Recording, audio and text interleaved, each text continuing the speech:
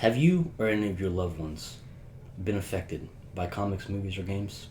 If so, you might be subjected to some great entertainment from Operation C.M.G.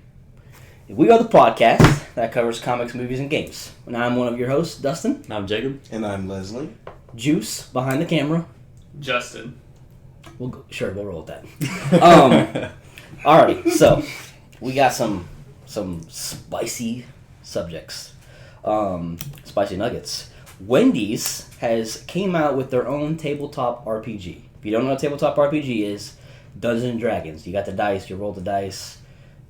That's what that is. There's a lot more to it. Yeah, That's Dungeons and Dice is the one with the dice. Like, there's a bunch of games with dice, man. Come on, like you gotta at least say like a little bit about what D&D is. I'm gonna go to the master on this. I was gonna say, I think he knows much about it. But okay, so essentially, a tabletop RPG, like what they've made is like the most popular would be Dungeons and Dragons. You are correct.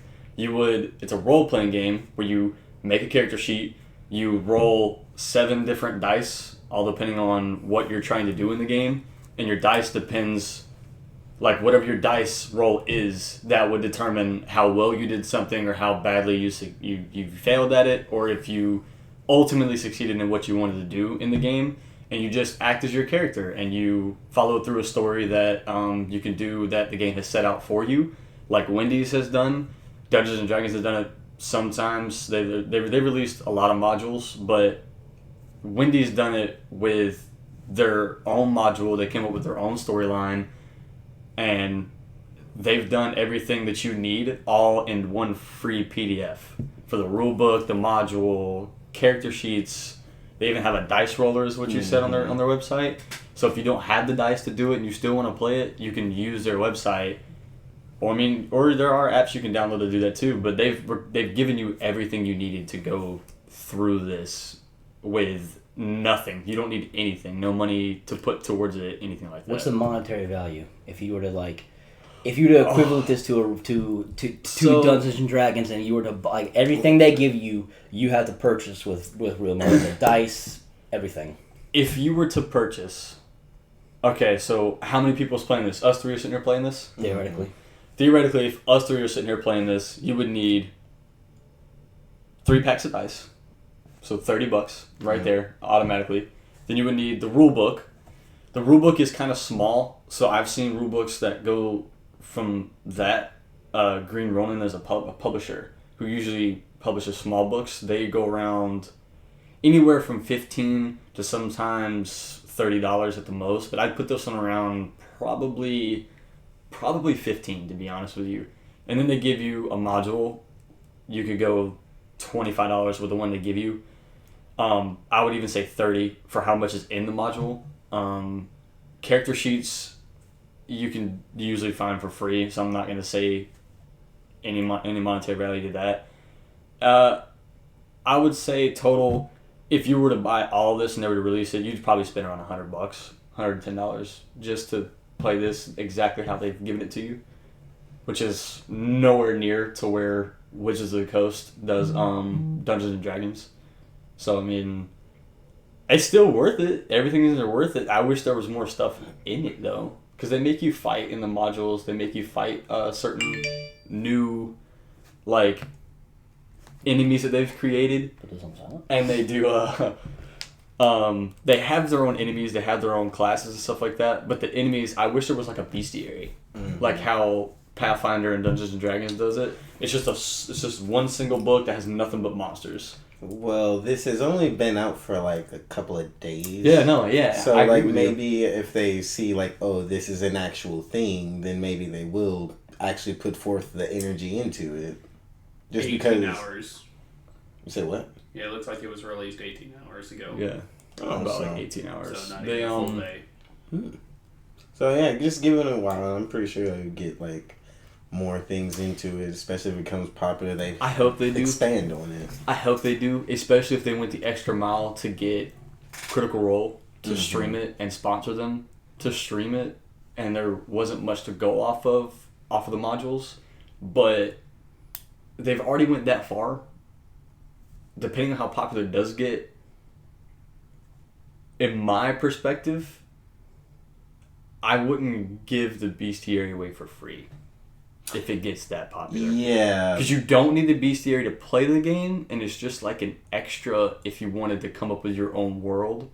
Therefore, then you should probably price the bestiaries and other things like a player's handbook or something like what that. if it came with like a pack of 4 spicy nuggets?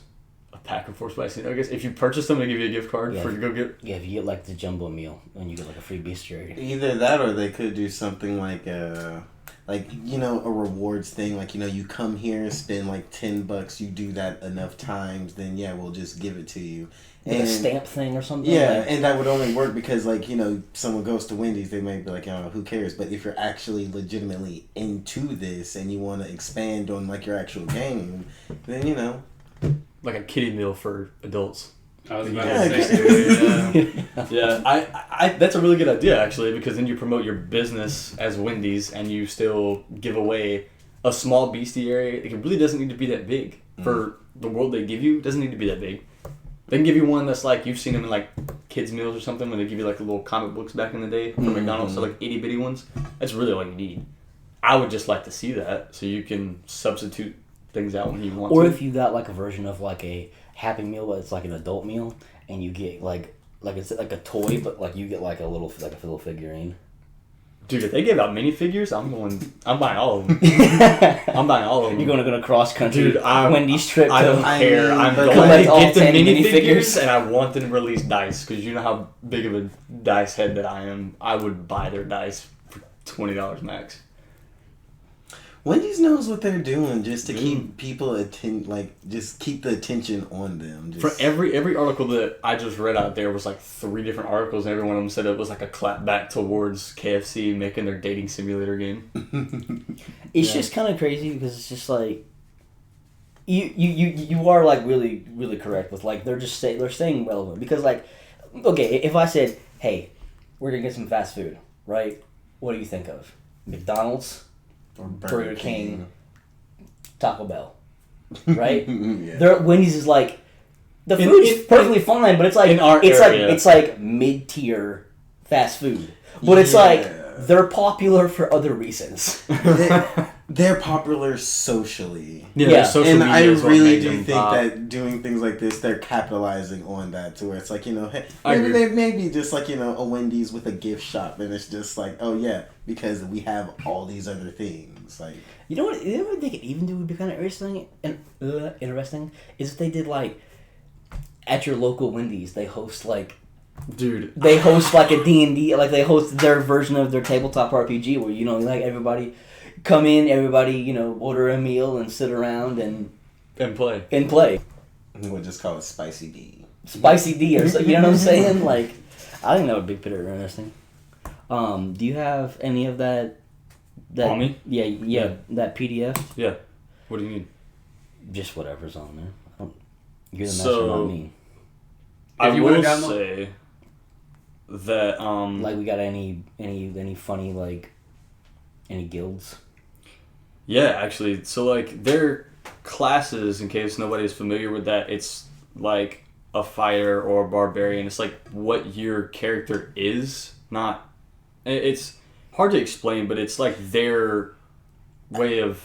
How would you explain? Because I think I know, because it's like the clan of like the Spicy Nuggets or something. You're kind of like a wizard. So you have your classes are changed to what your order is. And your order is like you have order of the first one pops off with the order of the chicken, and then you can pick classes in there like order of the spicy chicken sandwich, or order of the homestyle chicken sandwich, and so on and so forth with chicken. Then it goes order of beef, and you have like order of the baconator, which for the D&D heads out there, that'd be like your barbarian.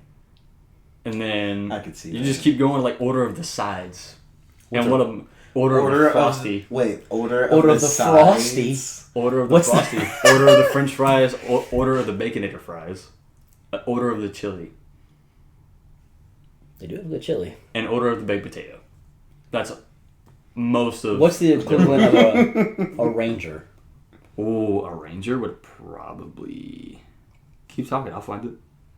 Let me see what I got. Because that's who I would want to be. Yeah, that's you who I already would play a want. ranger, so. I want to be like a. And to anybody who stealth knows in the D&D out shadows. here are gonna rag on you for playing a human ranger. Isn't this podcast just a constant rag on me for everything I say? Well, that is very true. Quick interjection. If any of you guys want any of this information, if you just go to feastoflegends.com, it'll pull you straight to their page. You can download the PDF. You can For free. Free. You Blows can get my the mind. dice, everything. So if you want to follow up, feastoflegends.com. See, Not even a sponsor. that's exactly Not even a sponsor. This is strictly if you ever thought about getting into D&D, but you don't want to spend any money like whatsoever. you want to put and no you, effort and whatsoever. you also really enjoy never frozen beef patties. This is the They game for you. real do like make that a point that's They a need to thing. sponsor me. Like I need to be the face of Wendy's. Like screw that little redhead girl. It needs to be me up there. nah, you can't. I can sell this. Nah, I'm good at this. You know she's iconic. You are. Let me be iconic. Okay, I'll let you try. You can try to be iconic, I guess. Let me be the sidekick. But you need red hair. Oh, I can't. I will say, I'm still looking for what the equivalent to a ranger would be because it's all so well done, in my opinion. Like, a lot of people take, like, D&D and they change most of it. Like, some people make it into its own, like, Viking world and all kind of stuff like that. They change the names of classes and stuff. So is there a lot But of... they change names of feats, of spells. Is there a lot of room everything. for, like, a homebrew? For you to put your own twist on it, kind of?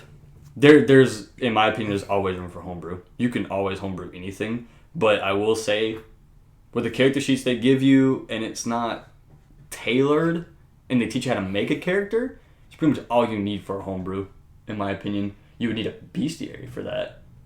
That's why bestiary would come in handy. Just so you know what all is out there. Mm-hmm. What do you fight in this game? Because if I'll give everything, you- if all your classes and everything is like subjective what you to fight? Wendy's food, You fight like, other franchises. that's what I'm thinking. That's what I'm saying. Like, am I going against like the Burrito Clan? Like I'm like, like the burrito. he's a wizard. Like hitting me with sour cream light beams. In the trailer, you're fighting against frozen beef for the first portion of it. The whole They actually story. they have like a little movie Yep. trailer, and it's Yeah. against frozen Like beef. just for damn. The first thing that you come across... They really against frozen beef. I'm gonna stop eating McDonald's. The first thing you come across The is Golden called a... Arch Clan. The Golden Arch. Oh, they have, dude, and they can have like the Golden Arch Clan can have like this like golden armor and like there's like if you're anybody's ever played Skyrim, it could be like elven armor. Mhm. They're like the original like they've been around for a very long time. The first thing you fight is called a pang. P-A-N-G. Pang. Which is a what? It doesn't say. That's one thing that I would love A bestiary. a bestiary for, is that it would explain... It's the only thing that they're lacking.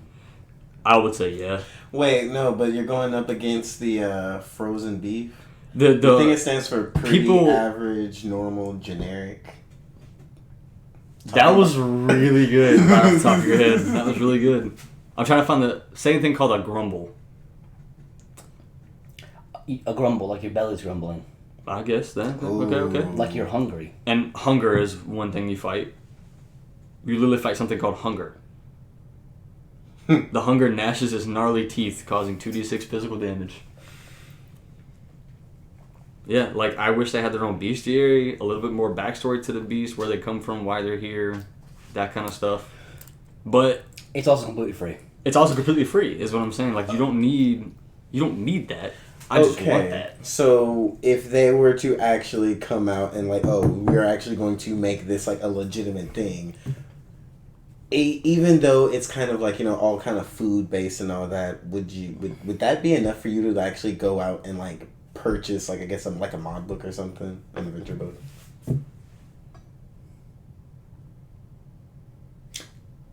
I would have to try out what they give me first.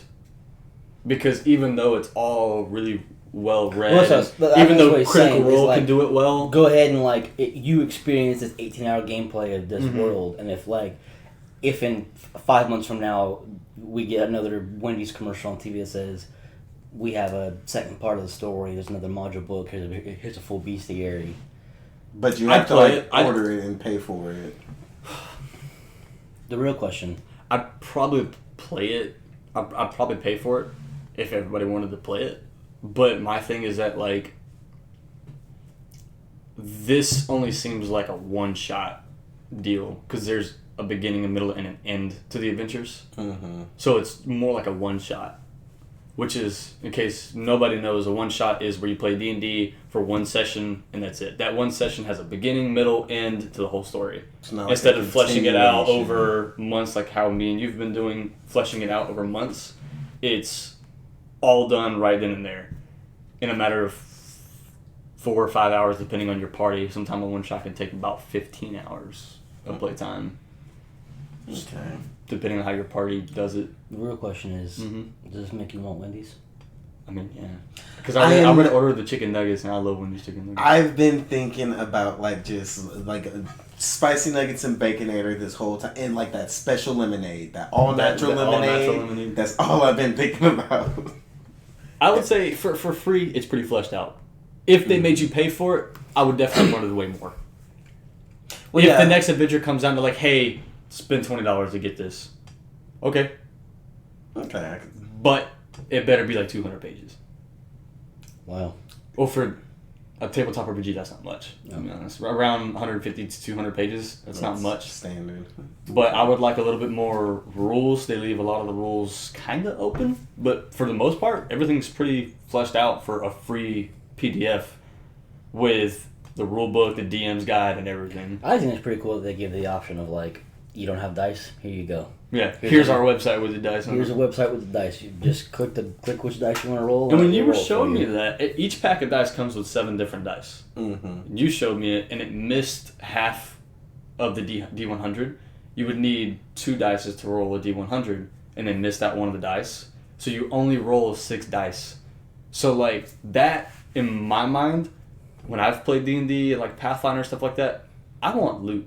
So typically you roll for loot, you roll a whole D100. Mm-hmm. And then your DM goes through and finds, what you rolled and give you that loot. I don't think there's any loot in this game because I haven't seen it. I've seen gear, I've seen armor, and seen all that stuff. You may, because it's in there, you may get it throughout the module, like for killing a boss or something like that. You may get that piece of armor. But not like you're just going to randomly come across something like, I'll search his body, which is the thing you could do with anything you kill because D&D, tabletop RPGs, you can do whatever you want. Mm-hmm. Literally. Your DM can say no, but if he does, he's an ass, to be honest. Like, I'll let you guys do pretty much whatever you want as long as you can roll for it, in my opinion. I don't, be like, I didn't think of anything, so therefore you can't do it. Mm-hmm. No, that means I gotta put my damn thinking cap on and come up on the fly. So, I mean, it just seems like there's no loot. I haven't read it all yet, but without the rest of D100, there's probably not randomized loot, which I don't like. I like to have that kind of RNG of what you're going to get when you search for stuff, but that's just my opinion. Well, I mean, I guess it is you gotta take into consideration that it is like such a, like you said, it's a one-shot thing, and this is Wendy's doing it, so it's like, even though it does seem really good, maybe they can only do so much. Maybe they could add that type of rule when they come out with that new book. If they come out with a new book saying, hey, here's $20 or $30, there's a new looting system, all this different loot that we made up, magic items, shit like that, and a whole nother module included with it, along with maybe some more classes. Typically when you go with like D&D releases like a new chapter in their like world, they'll come out with a new module, would have more magic items or a little bit more. Sometimes they come with like more classes or something like that. Just paths for you to take to open it up to your own type of deal. Mm-hmm. I would buy it, but I wouldn't buy it if it was set up like this. I would need a lot more fleshed out content, because if you're gonna release it and it's not a one shot anymore, I'm gonna need content. Mm-hmm. I'm not one of those people that likes to play D&D and go straight through the story. I want to do everything before I get to the end and actually be at a level where I can do what I'm supposed to do at the very end and still feel like I accomplished what I wanted to do in the story. Mm-hmm. You want to fully flesh out my character, the world, exactly. Everything that's at your disposal. Exactly. So I would need a lot more stuff, definitely. But if they did give me that, I'd pay for it. To be honest, if we ran this and we liked it, and they come out with that, $30 tops. But I mean, if it's like a 300-page book, that might be a little bit too much. Because you're going from this free PDF that has, now I wouldn't say barely anything because it's still fleshed out for a free PDF, but it gives you the basic guidelines of what you need and the module and stuff like that. But if they come out with like a 300-page book and say, hey, this is like $50, probably not. That's just, to me, it's not worth it. Because then it might get a little confusing. That leaves room for errors like, oh, well, we contradicted this rule in the new book, or changed this or changed that. Mm-hmm. And now you get a flop in between books, which sometimes happens, and it drives people insane. Okay, well then, if this is successful, do you think that they may actually, because like I don't know how this works, but do you think they would actually team up with an actual like writer who like actually makes a D&D adventure book and like partner with them to like make a certain, like to actually make, I guess, this island like canon and like one already existing story? I would say they probably could, but for the work that they've done, they don't have a publisher at all. Mm-hmm. Usually when people make games, they would go through a publisher to do it, like Green Ronin or something like that. The superhero D&D that we played was called Mutants and Masterminds, but it was written by 2 other guys and a group, and Green Ronin published it. This is strictly written by, I think it's like 5 people that they contracted out of an agency and contracted them to write it, and they published it themselves. Mm-hmm. So less traction, but because you're Wendy's and you're already on the board of people know who you are. Mm-hmm. You're like the most savage Twitter account. Exactly. You could see, I would say, not exactly canon right away, but if people loved it, I can see Wizards of the Coast putting it in D&D as like a very small island. Mm-hmm. But probably not D&D. It would probably have to be something like Pathfinder or, smaller brand. Mm-hmm. Anything that Green Ronin publishes is usually called like a smaller brand, but I don't see Wizards of the Coast putting it in D&D. That's just my... What if they did a crossover event and it was like... Crossover events are fun because... they like involved like Taco Bell and McDonald's and Sonic and KFC. Like just have a full... This full fast food like colony system kind of thing, like it's like you. I mean, if they issue that and say, "Hey, we want to do this with everybody on Twitter," you're putting a lot of pressure on Taco Bell, McDonald's, and all of them to go make their own world and shit like that too. Yeah, and you're putting a lot of pressure, and if they don't do it, you still win. Because you don't get the game that you wanted to play with all the rest of the people, but you still win because they could get something. Yeah, but they could easily just be like, okay, we'll let you, use our likeness, if you will, and it would have to do that, and you do it like not McDonald's doesn't have to put out their own tabletop RPG. It would have to do that. One main reason why is think about you have Taco Bell and McDonald's want to do it. McDonald's wants to do it. And they want to fight Wendy's those 3 clans are going to fight each other in the system. Mm-hmm. If the other 2 people, Taco Bell and McDonald's, go and make their own separate RPG, the matter of rule change when it comes to putting them in there, you have 3 different sets of rules. You have 3 different sets of rules. Don't just say you can do this, you can do that. Rules in tabletop RPGs are the way you roll dice. Like the superhero D&D that I play, that I told him about, is you roll only 1 dice. Mm-hmm. For damage, for movement, and everything, and it's a D20. It's just a D20 system. But in D&D, you roll 7 different dice. You know what I mean? They could do one of them could do a D20 system. One of them could do a 6D6 type system, where it's just 6 regular dice, and you roll them and add them up. And then you have Wendy's, which is like the D&D-esque 6 different dice type setup.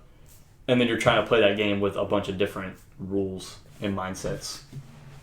So you would have to use Wendy's. If Wendy's was going to do that, they'd have to give permission for the other companies, whoever wanted to do it, to use their system, their way of rules. They would have to use their rules, and then they could come up with their own characters. I guess I would also need to do that just because, like, let's say, like, I guess Taco Bell does want to, like, just steal this idea. They could steal it, create their own system, and just be like, yeah, we have our own over here. You have, like, the Wendy's has their system, the way they use it, but over here at Taco Bell, we do it the right way. We have it with the, what you say, the D100 die. Yep. Oh, with loot and stuff like that? Yeah, okay. and then it's like, so I guess they would need to be under, the only way it would work is they would have to be under one system. It can be very good for Wendy's if nobody does it or people try, or other companies try to recreate it and fail at it. But if another company like Taco Bell or McDonald's goes, hey, we got the same system, but for $30, you can get a full loot system with extra classes, with the ability to home brew without it being a one-shot. You can get our module, you can play it if you want to, or we gave you a whole system to create your own world about, and a bestiary, all for like $30, $35 instead of free, and it's more fleshed out.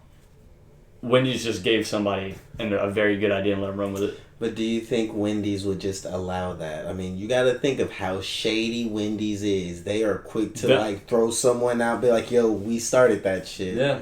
Do you think even if it is better, do you think like with how much with how much social media pool? Yeah, with how much pool they have, do you think they could get away with it? Like, legitimately take that from Wendy's? Nope. I mean, I think they can take it away and they can run with it, and if they do it better, Wendy's can't do shit about it. Unless they use something that Wendy's put in their own book. If they steer clear of that and don't mention anything of the Wendy's book or anything like any same type of monster, Wendy's can't do shit. That is what happened in D&D 2nd edition. Wasn't published or something like that, and it wasn't like fully copyrighted or something like that. And Pathfinder is what that was born off of. Pathfinder made their own game, and it's pretty much just like D&D. Mm-hmm. But D&D, Wizards of the Coast couldn't do anything about it because they didn't have it fully copyrighted and stuff like that, trademarked. And they built their own game, and now they run pretty neck and neck. If you like more complicated stuff, and you like being a more complicated player, you would go play Pathfinder. Or if you like more races and stuff like that, you can go play Pathfinder. But if you like a simple, I just want to play a game with my friends and have fun once a weekend, D&D is the way to go. But now you got two separate ones that are very good, and either one you play, you're going to have fun with because of one mess up. If somewhere in there Wendy's messed up, it could go very bad for them. Because as long as Taco Bell says, hey, we're going to make one, and they don't mention a single thing that Wendy's puts in that book, and they do it way better and give me a looting system, bye Wendy's. I'm going to Taco Bell. They got a looting system. Well, hopefully Wendy's can keep it up. Hopefully. I hope they do. It's freaking awesome. I like it. But hopefully they don't get shot down. That's all I'm saying. It's very easy to do in the tabletop world to get copied without striking a copyright. It's very easy. Well, I believe in Wendy's, them and all their Baconators and the order of their spicy birds. Mm-hmm. It was pretty interesting. You just kind of sat there the whole time. Were you just taking it in? I was just taking it in. I was For once, he didn't open his fucking mouth. Oh! Ouch. Okay. Ouch. Okay. All right. Well, anyway, speaking of, birds and spiciness, lately... Continue. Go ahead, please. What were you going to go? Well, I'm just saying we need to push this along. Birds of Prey. Birds of Prey, the movie trailer. Well, was this a spicy trailer? I mean, does this remind you of spicy nuggets? Did you not see Harley and how spicy she was in it? He got bird from chicken. It was like spicy chicken. Spicy and birds. Here we go. Birds of Prey. All right. So first trailer. I don't know how to feel about this. I know exactly how I feel. Oh, really? Let's hear it. It's going to be... It's advertised as Birds of Prey, but it's going to be, look at Harley Quinn and her, to some extent, lesser-known goons. Well, I won't call them goons, because they're not really like her goons, but her lesser-known friends. Well, I think just the point of Birds of Prey has always been, it's Harley, Dinah, rather, which is Black Canary, the Huntress, sometimes Batwoman, sometimes they have like a guest kind of female character in there. But it's like in this trailer, it's full on Harley, like nonstop, and it's like if you didn't know these characters and you watch this trailer, you'd have no idea like what the fuck is going on. Who Black Canary is in that trailer, who the Huntress is in that trailer. You wouldn't even know that Ewan McGregor's Black Mask. Like you'd be like, I'm not going. I know Black Canary's in it, and It wasn't until you said it that that chick, she's Black Canary. I'm just like, how the fuck did you know that? But then it's just like there was one little scene where there's like a little bit where it just shows a glass. It shows her singing in the background, and it like focuses in on this glass. Martini, and you just see it kind of like vibrate. And it's just like that little bit right there. That is the only hint that you get. Yeah, without that scene, she's just some woman that. Even if you do see that, like, and if you know nothing about Black Canary or the Birds of Prey, you're just like, okay, the fuck is this? Same thing with the Huntress. You only see her. You see her throughout the trailer, but there's only one thing that she does that you'd be she just has a crossbow, and you're just like. She's on a motorcycle, shoots somebody. It puts the motorcycle helmet down and drives off. You're just and then you're like, the fuck is that? If you have no idea who the Huntress is, you're just like, some random woman just pulled up, shot a crossbow, got on a motorcycle, rode away. Let's go. And then it's Harley again. And it's Harley the whole time. So, I mean, this is still fully in this DC universe that we don't know who Batman is right now. We don't know what the hell's going on, if Henry Cavill's still Superman.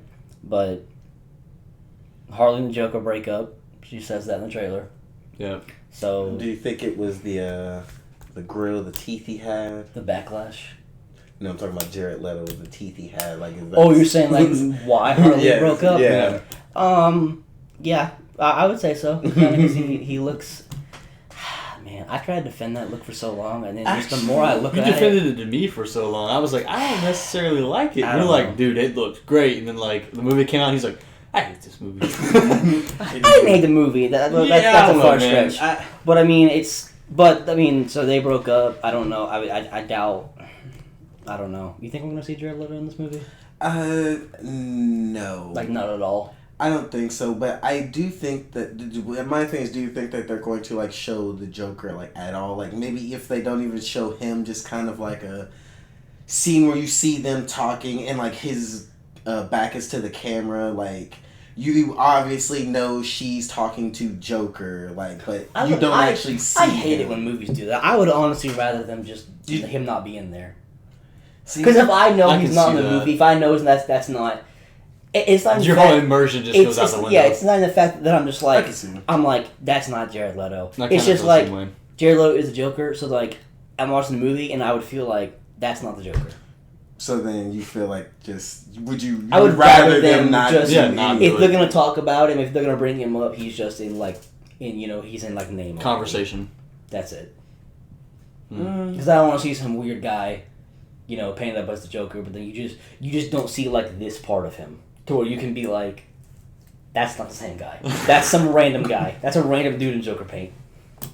They just pull a crew member out the side. Like, hey man, we need to get painted up because we got to shoot this scene. But I don't know. I mean, obviously this is first trailer. This comes out in February, so maybe we'll see more. Maybe Black Mask will actually have a Black Mask. But I don't know. That's the thing. This comes out in February and it's already like October, so.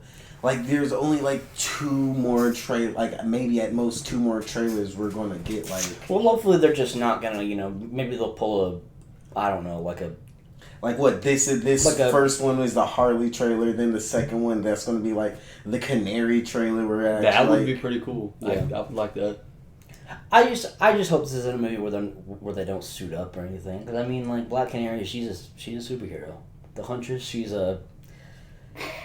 like a Catwoman-esque type, like... Like, what do you mean by suit up? Like, what are their costumes? I don't think this is going to be that kind of movie. Then that just disappoints me. I mean, just because it's like, okay, for the simple fact of... Then they all suit up. Then what is Harley wearing? Whatever the fuck. What Harley wants to wear, though. So what? It's like everyone else is in there, like, decks in their leather and spandex, and here's Harley and her fishnets and daddy's little girl. That was Suicide Squad when they suited up. Yeah, pretty much. Yeah, I mean, she's not walking around in like a business suit with a skirt. You know what I'm saying? Like she's not wearing like she's wearing this weird ass like jacket that looks like it's made out of cheerleading pom poms. Who the hell else would wear that besides Lady Gaga and Harley Quinn? You know what I'm saying? And if that's the case, even if that's not the case, right? Even if it's not the case of like, okay, maybe they don't dress up and like she's Dinah Drake in name only, right? She doesn't suit up as the Black Canary. Is Ewan McGregor gonna put on a black mask? Is he going to be Black Mask?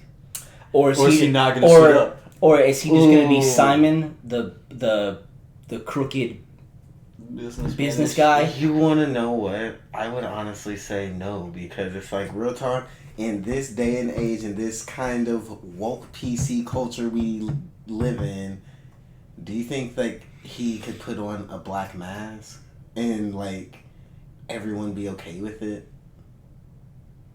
I hope so. I would hope so too, but it's just like, I think that he's not doing like black face. I know. He's literally wearing a. I get that, but I'm just saying like that. And in the comics, he's not even wearing it. He's like Dr. Doom. He's trapped in it. He can't take it off. Now, see if they do something like that, okay. But I feel like if it's like, it's not just. I feel like if it's just like a mask or something, I feel like. Exactly. If it's a mask, then you'd only see him in it like once. Like he's not crazy where he's like a he's businessman by day, and then all of a sudden like he's like, I am the Black Man. He's like, Mr. Ronis, your 3 o'clock's here, and a guy walks in and he's just like pulls out the mask from the drawer and he's like, all right, here we go. Here's crooked shit I'm about to talk about. Like.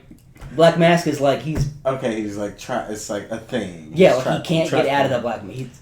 It's like in different depictions. It's always like a mask that was like melted on his face, or sometimes it's like a metal, like it's like almost like built onto his head. Do you think that's something that they were like the reason you haven't seen it is? Do you think that's something that they're like actually saving for? That's what I was kind of getting at. Like it comes out in months from now, so maybe this is something that they don't want to like really show yet. I just hope that they do. I hope this isn't what we see now. I hope this isn't just what it is.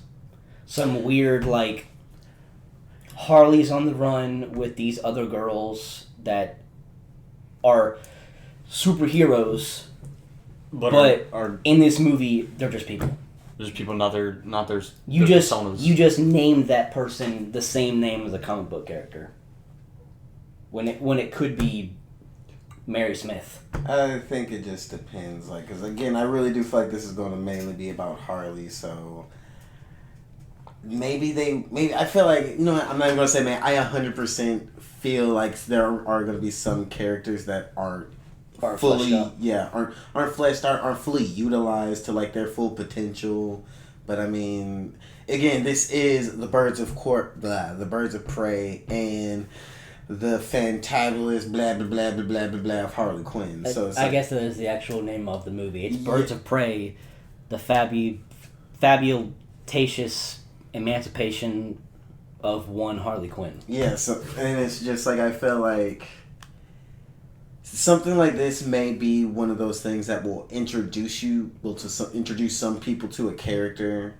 And especially, like, the movie world. Like, you gotta think, this is the first movie with Black Canary. This is the first movie with Huntress. Like, but we've seen... we've technically seen both of those characters in the CW universe. Right, so but not everyone watches those. More people may be succumbable to watch a movie. You're thinking of people who are actually fans of the shit. Yeah, fans are going to watch this, but everyday people who aren't into this, I guess this is their introduction to that character.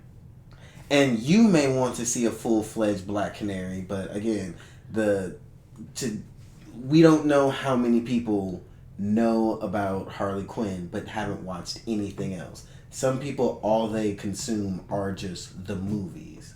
They don't do the shows. Granted, yes, that's on them, but I guess when you're making a movie, you're trying to push it towards regular I'm gonna say regular people, that sounds bad, but pushing people who don't know that subject to people who do. Mm-hmm. So the part about her being on the motorcycle, you knew it was Huntress. I kind of didn't. I'm gonna be honest with you. I was just like, who the fuck is this? I seen the crossbow, and I'm just like, man, I'm just going off strength that no one else uses that that's her, but someone else could just pick up and use it. It's not like she has like, I don't know. It's like she has a trademark on that. Yeah. So yeah. I don't know. I guess I'm just skeptical. Why can't these movies just be for fans? Like, why is it like that? Because if they make a movie just for fans, then it'll. I think it won't make like the movie theaters. Like, it would be one of those straight to DVD type things. Not necessarily. I mean, look at. I don't know. I mean, I guess like the MCU was built up from like the ground up, but I mean like, and people obviously like bright colored bunch of weird, superheroes. Okay, but you gotta think, we are at DC, we are all orphans. Like, we can't be happy and bright all the time. Well, you know what? Be sad. Be real sad and angry in a bright colored suit. That's all I'm asking. That's all I'm asking. I mean, they don't do Batman like this. What do you mean? You don't have a trailer that doesn't show you anything. Yeah, you don't have Batman, the son of Gotham, and it's like just Bruce Wayne, just like doing business stuff, and then like putting on a ski mask and like punching guys in an alley. But it's called Batman. But Batman's also the person you can go to Walmart and find any action figure of. Where's Black Mask at? You see what I'm saying? Like people who don't know shit about comics know who Batman is. Yeah.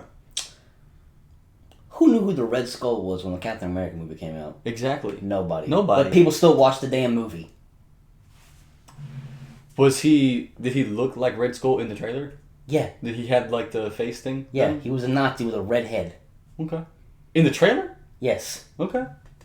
Oh, Marvel does shit differently. I don't remember that.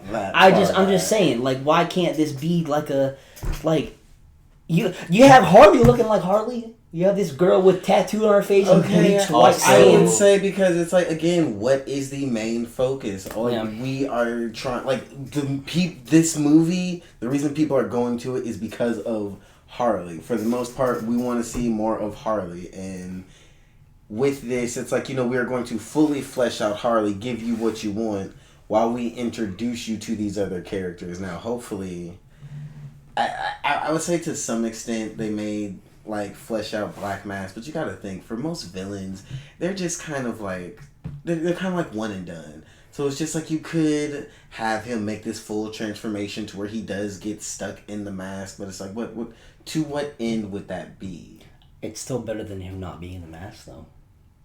I mean, no, but you could have him, like, again, you could have him get in the mask at, like, the very end, and it's just like, ooh, yeah, he becomes, like, now he is officially the comic book Black Mask. But, like, how much of that is needed in the actual story? But you could do that, though, but then if you could think about the future of this DC universe that I guess you're still trying to attempt to build, then you can use him in Batman movies. Right, so if we start him out and it's like, towards the end... In Birds of Prey, give his origin all throughout Birds of Prey and then have him be Black Mask at the end and in the future, whatever movies they're going to bring out. Mm-hmm. In the attempt to, like you said, build the universe, you have Black Mask later on, then you have a whole movie dedicated to his origin as well with Birds of Prey. You don't have to...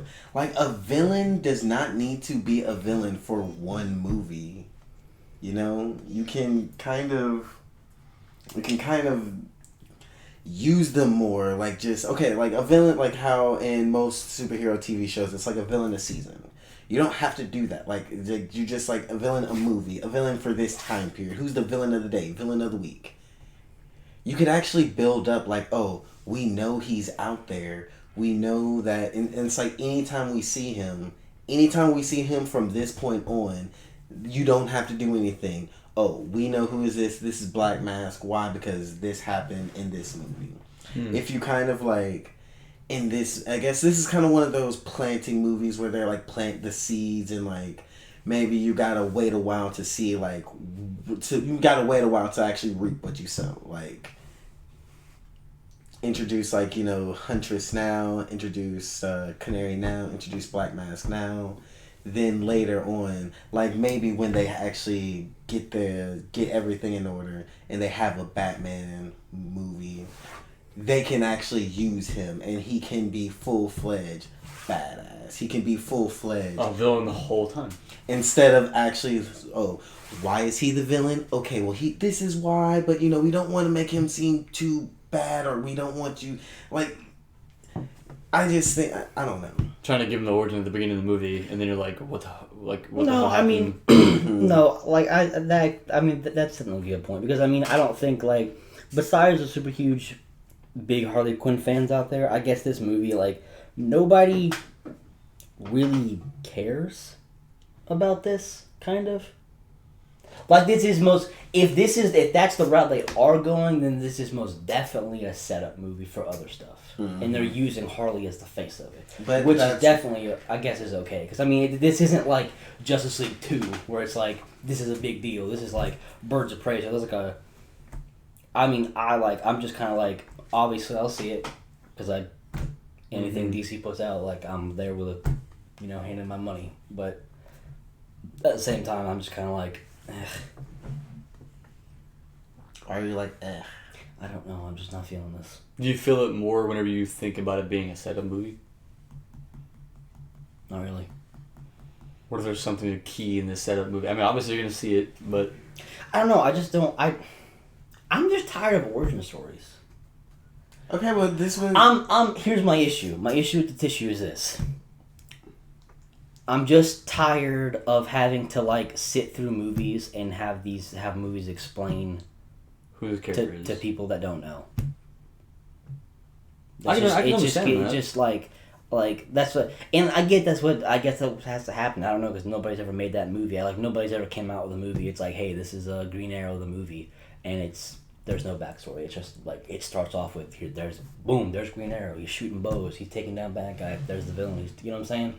I think the only way that you could get away with doing that is you would have to release like some type of free media beforehand. Like, let's say if you want to do that, you would have to release like a 15-20 minute video on like maybe YouTube, or just like on the but there is, though. There's comics and movies but specifically for the movie. Yeah, that's specifically for the movie. Not everyone is going to read the comic.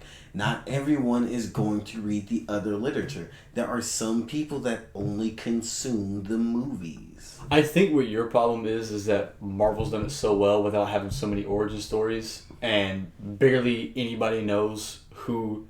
Like, do you think really, like, people knew who War Machine was until he actually became War Machine or Iron Patriot, or they don't know that. They don't know who Scarlet Witch is. Well, I mean, and then they do it well, and then you like DC more. So why can't we do that? I think it's like, because like, now that I think about it, they give you the origin story without just like putting it in your face. It's like they're more so of show me, don't tell me. Don't tell me the origin story. Yeah. Just show me, but it's not. It's like shown throughout the actual plot of events within whatever else is going on. I'm not. There's no excitement in me for like to. There's no excitement in my body to like watch a movie where Dinah's like, she's in a bar singing. She's a waitress. She's poor. She's down on her luck. And then Harley shows up. Like, I just don't care. Like, I mean, I can see that. But at the same time, can you say that about Iron Man 1? Where, like, it just start out as him being Iron Man? No one wants to see Robert Downey Jr. be famous, be a dick. Without context. I don't know. I'm just tired of origin stories.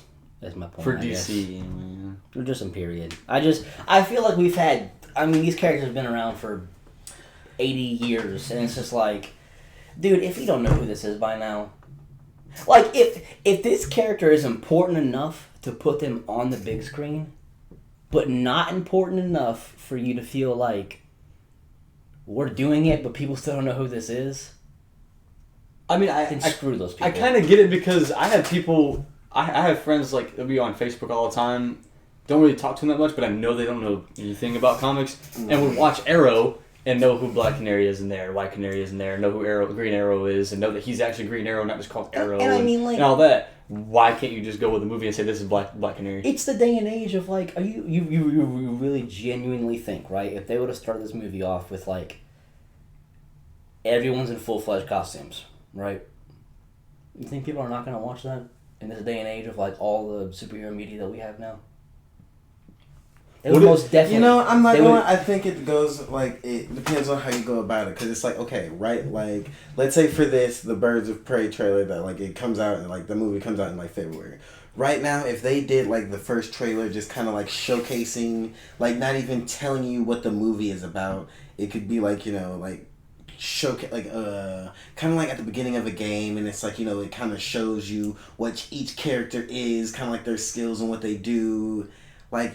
Do a little trailer like that, so that way it's like, oh, who is this character? Oh, she looks badass. You could get to know them. You could figure out like which characters you may want to do your own personal research on before the movie.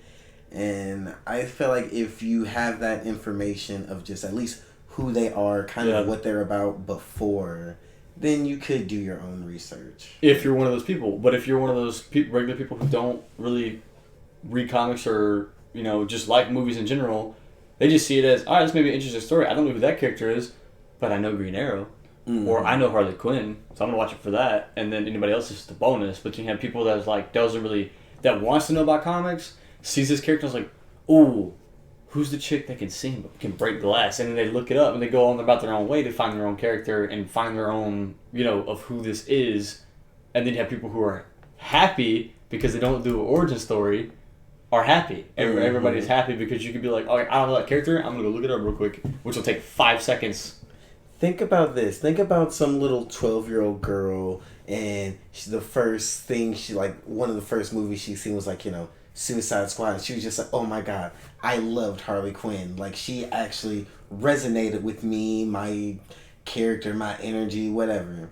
And then you see this, and it kind of like, you know, this could be one of those things that open her up to other characters. You have to also think too. Kids who like superheroes who haven't read comics yet don't know the history of who Black Canary is. They've never watched Arrow or anything like that.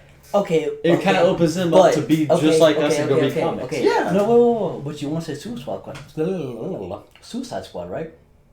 Yeah, right. There's not really origin stories in there. No, there's not. There's that one scene where Amanda Waller's like, we have this person, and it's like 20 seconds of like, showing what they're about. Here's their real name, and this is their ability, and it's like, why can't we just do that? Why can't that just be the thing? Because they give too many characters in Suicide Squad to do that with something like Birds of Prey. It was only what? And it wasn't really about like them, you know, like they didn't really go through, like in Suicide Squad they were just kind of used.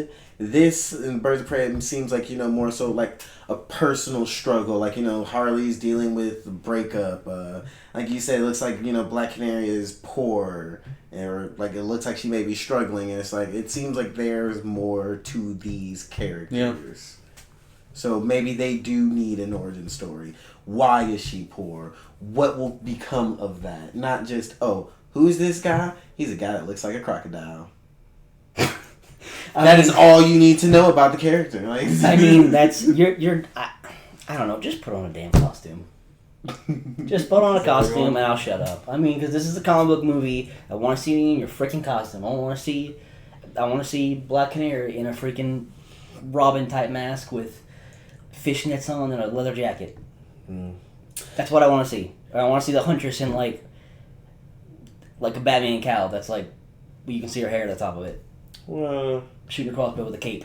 You still got just 3-4 more months until. You're right. I hope I'm proved wrong. I hope that I hope in like a month when we get trailer 2, I'm like, they did it. Mm-hmm. They gave me what I wanted. I gotta shut up now. So, I mean, I don't know. I mean, I don't know. I was just fixing to say I'm excited, but I mean, am I excited? I don't know. I really don't know. It's too early to tell how we truly feel. I feel that as well. It's only the first trailer. Mm-hmm. You didn't get much out of the first trailer anyway. All So. you got is Harley Quinn, and it's just like, that's... By the second trailer, if it's the same or it's just like all Harley Quinn, then I could feel more comfortable being like, oh, okay, I'm pretty sure I know where this movie's going. Yeah. But now, let's just see what they got. It's only the first trailer. I got you. So I mean, trailers. Speaking of trailers, that was also played before we get to the main topic of the Joker. We also saw some other good Philly trailers in that thing. Hold on, wait. Before we get to the good trailers, there's one that I want to point out. There was one trailer we seen. It was like Tenet, and it was like 30 seconds. And it was like, I would call that a teaser, not really a trailer. It was 25 seconds of nothing. Okay, I guess it could be more of a... It's kind of like a pre-trailer before the trailer. No, this was like July 2020. Yeah, 2020. It was like... You still got like 6 months. Yeah, it was like... All it showed you was like this like black guy with a beard. And then walking across bulletproof glass. He walked, he's like, bullet hole. And then he's like... and then like somebody punches him, and it's like, Tenet. And I'm like... What the hell is going on It's here? a pre-trailer before the trailer. Like, I mean, I guess it could be a tease, but it's just like, generally, you gotta give me something. And didn't it start off with the words like, it was like, a protagonist like you've never seen. And then I'm like, yeah, you know what? That's an accurate statement, 'cause I don't know what the hell is going on right now. Like, what is this? I don't know, but I was just seeing that did throw me off. I was just like, what is this? Like, I got nothing out of this. Like, everyone in the theater was looking beside him like, do you know what happened? Yeah, the guy behind us. The guy behind us was like, What? I was like, same. That was odd. That was super odd. But so we got Zombieland 2, Ford versus Ferrari, and a movie called 1917. Numerical. It wasn't spelled out. I'm excited for this Zombieland. Like, yeah, I'm Zombieland. The first one was a really good movie. And for the simple fact that this is kind of like a decade after. Oh yeah. Where this seems like one of those things because it's like pretty much like after Zombieland came out, you pretty much like I felt like there was talks of a sequel. But for the simple fact that they waited for like a decade, it seems like this will be the sequel that it will be warranted, I feel like. And it's not the same old because in the trailer everyone's older. The zombies are like there's like some mutated ones, so they're like like that they can like run. Mm-hmm. So like they say they're faster. Yeah, they're like stronger, so it's like gives you more of an element to that. So it's like, and it looks like they found more like survivors, people that are still alive. So I liked the first movie. It was a really good movie, but it was so overplayed in my household that when it came out like on DVD, it was so overplayed that I'm just like, man. Like I have seen the first one countless times, not because of what I wanted to watch. But I'm so burnt out on it that I'm like, eh. But can you hold that against the actual? No. Against 2? No. I'm really excited to see it. Like I said, I like the first one. I was so burnt out on the name Zombieland that I'm just like, I get it. It just is so overplayed in my household, and it was like. I think it might be a little thing too of like the zombie things in general. Yeah, because there's so many. There's so many TV shows, so many video games, movies. It's like, you're definitely oversaturated. And it's like Zombieland was a good break from like your normal, because it was kind of like a humor satire. Like, yeah, we're in this zombie world, and it's like it's supposed to be like scary, but it's like, yeah, we're out here just kind of like. I mean, that's probably because it was more so. The Delaware sticker on our truck.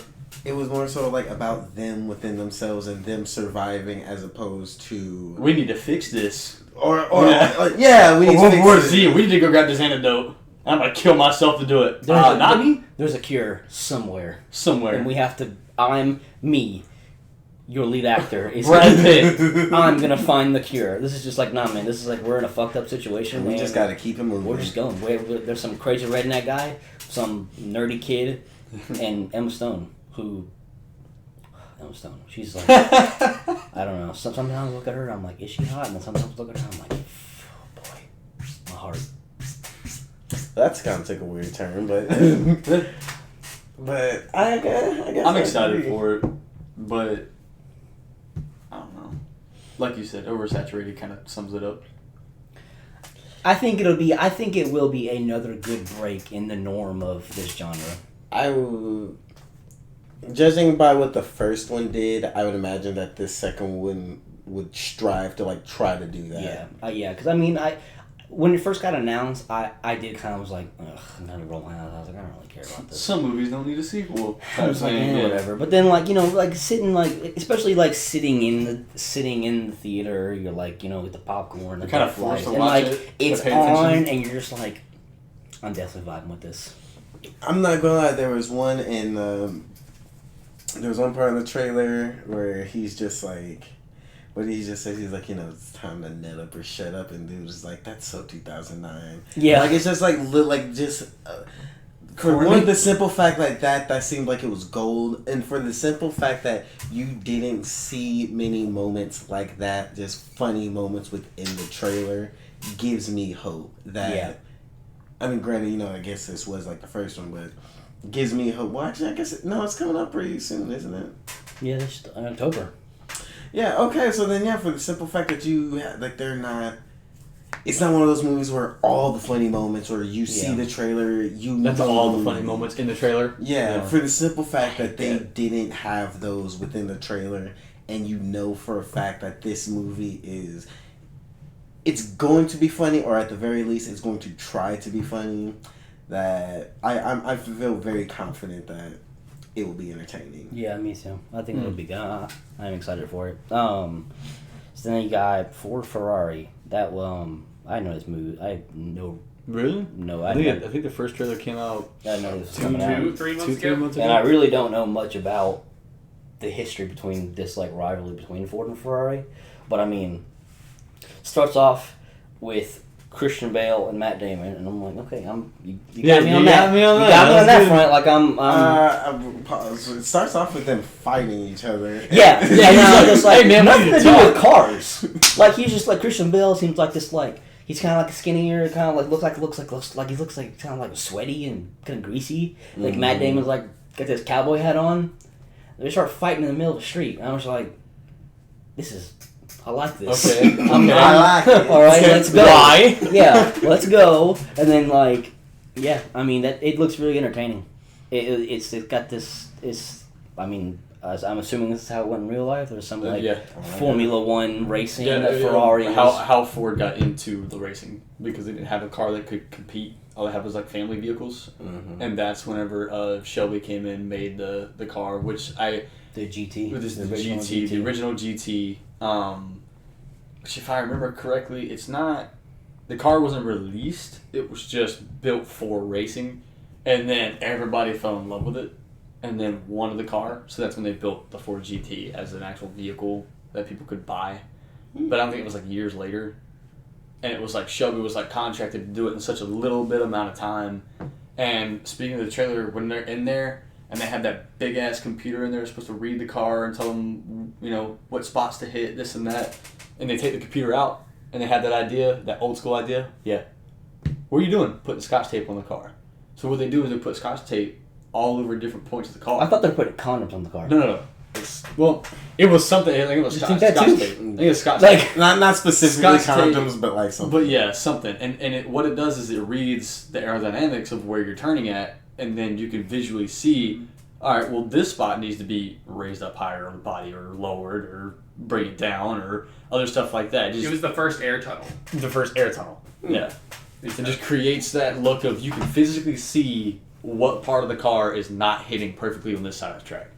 And how you need to change it. Instead of a computer telling you how to do it, you can just go back to old school like that and do it that way. You know, it's funny because it's interesting. I feel like because I'm not into cars and I don't know any of this, but like watching this movie, watching this trailer made it seem like entertaining enough, though, right? Like, even though I have no interest in the subject matter, I would still watch the movie. Yeah. I'm a huge fan of racing. I think you ragged on me a couple times about liking NASCAR and stuff like that, but I'm a huge fan of racing. But when it comes down to it, I don't feel like this is going to be a movie just about the car. It's going to be a Shelby movie. It's going to be about the Christian Bale character, about the race, about Ken and Shelby and all that. It's going to be a story, not about the car, about the people involved in how Ford got into. This is going to be a Matt Damon based on a true story movie. Yeah, about the story of the characters, not the real life events. Yeah. And I think Matt Damon has been in several phenomenal movies that are like, hey, these are true stories that we can cover and people will enjoy this. Yeah. And so far I haven't been let down. What was it? I know one was The Martian. So not The Martian, but he was in Event Horizon. Was it Horizon? I'll have to go through. But when the oil rig and everything else, all his based on a true story movies have been just phenomenal. I can see that. Oh, was that Mark Wahlberg? Yeah, because was that Wahlberg? Yeah, the one with the oil. Yes, the oil rig was Mark. Yeah, that was Mark Wahlberg. Shame on you. But I get what he's saying because it just further backs up my point that it's not going to be about the Ford GT. Yeah, because it's not. It's about the story of the lives of people who made Ford get into racing and why it's so popular of Ford being in races today. It's going to be about the people, not exactly about the car. The car's just a bonus. It definitely had that vibe. Like this is a. I would like to see that. It's a very personal story type thing. I'm okay with more race movies. That's just me, but yeah, I'm okay with it. I would actually be more interested in things like this, like people like finding out about people who like made things. the original cars. History. Yeah. Especially when it's like, you could actually learn something and be entertained. Yeah. Yeah, this isn't like your generic like Chad Dillalinger, and I'm this famous race car driver, but I'm getting kind of old, and I'm gonna win this race. Cause I this is like I think it's the plot of that new Travolta movie you just discussed. There's a Travolta movie where he's a racer or whatever, and he's like too old, and comes back to racing. Yeah, see that was like a new movie that either just came out or is fixing to come out. I don't care anything about that. Exactly. But this, because it has like a historical. You just described it perfectly. Yeah. It's got like a historical thing, like just like you said, like you can have Chevy fun and you can learn something. And it's the people involved building the first Ford car that ever raced, and you can see physically that it is Shelby that built the first car and this and that, and you can move on and enjoy the story, but still get that knowledge of actual factual history. Yeah. Factual history. Yeah. Great. Actual factual history.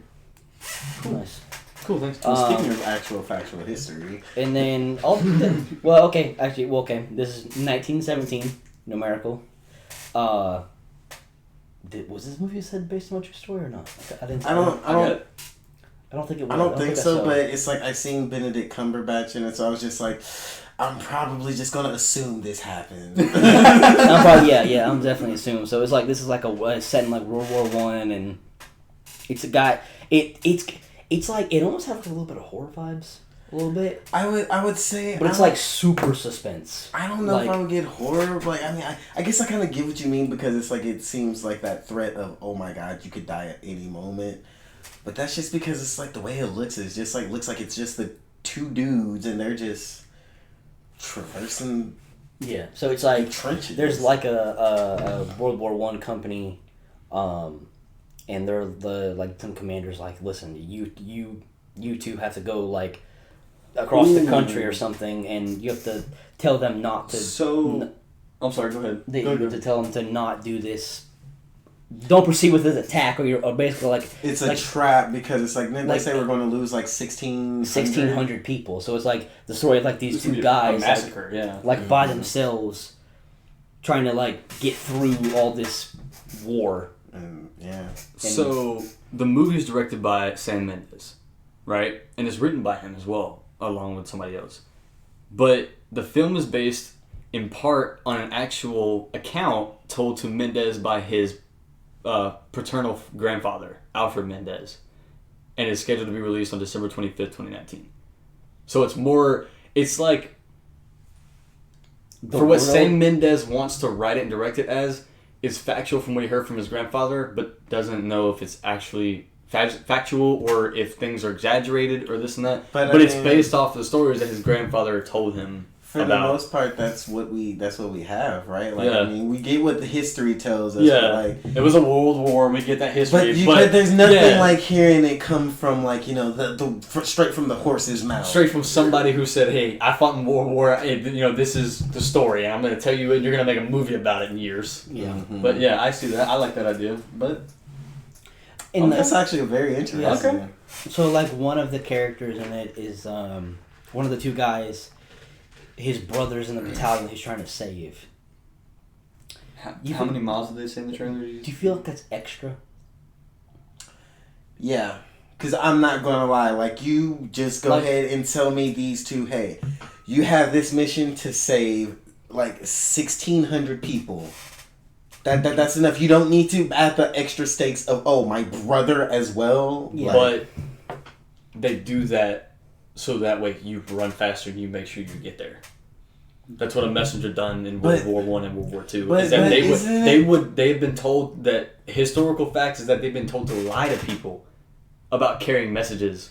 Your family's gonna die if you don't deliver this message. But isn't it enough to know that, like, okay, fuck my family. That's like I mean, I got 1,700 lives I need to go save. Right, like, you know, like, I get 5 people that are it's personally... just that extra push that they try to push towards you to go do that. Well, that's what I was gonna say.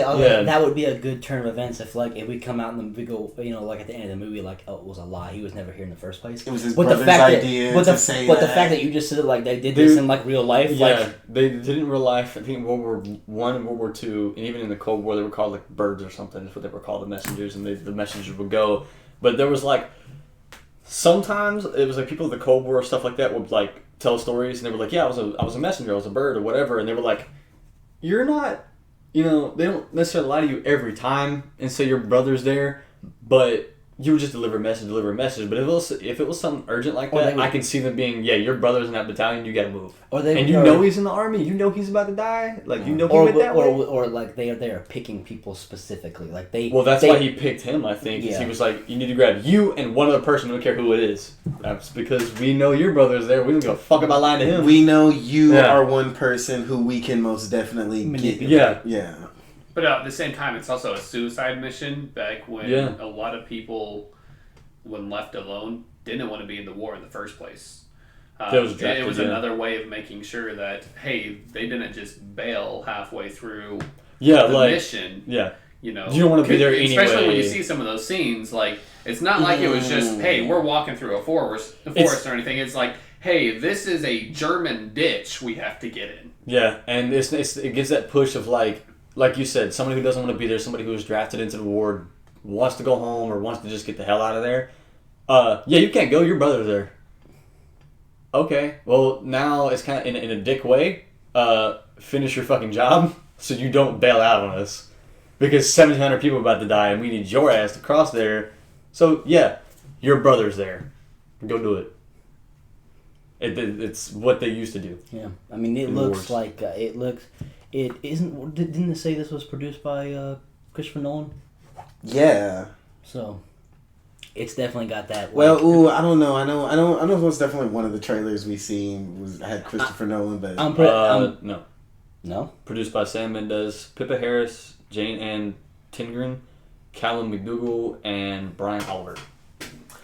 I don't remember what that shot in like a continuous shot, so it's supposed to be like the God of War game. Pretty much the whole thing is supposedly supposed to. One continuous. That is my favorite. That's my favorite thing to do. We're not talking about like you played the God of War game? 5-minute scene when it does that. Yes. Yeah, I like that large portion of the movie. So I remember how it was like Christopher Nolan is actually doing that Tenet movie we were talking. Tenet movie. That's I knew I seen his name last. I got talking that man up, and he shits on me with that 30-second. Vague. I think it was 30 seconds, to be honest. We were doing for like 15. Tenet! What? It was kind of like, yeah, we're making this movie. We still have no idea what the hell it's about. So... But, I mean, you know, we got a date. We're shooting towards July 2020. It's an estimate. We're shooting, but... We're still figuring out what's happening in post. The studio's like, hey, you got that teaser ready? Nolan's like... No, but we can I don't even have the script done. No, but we can shoot one today. So, I don't know. Hey, we can write a movie, but all we gotta know is we gotta include the guy getting punched in the face by some bulletproof glass with 3 bullet holes in it. He was punched in the face by bulletproof glass? While he was standing by the bulletproof glass. I mean, yeah, have you gotten punched by glass before? Like, yeah, dude. Not in the real world. I don't. I've never punched by glass. There's something else going on. All right, are you ready to do this? Ready to talk about Joker? Because this is going to be a deep dive. Okay, non-spoilers. This is going to be non-spoilers? Go watch this. I was going to say go watch it, yeah. It was beautifully shot, acted, and made. Just because one thing I noticed is that there was not one pointless scene. Yeah, I agree. Like everything that you see, there's no fluff, no filler. Just I would 100% I would 100% not be surprised if when it comes out on like a DVD release that they're like, yeah, there's no deleted scenes. Like there's.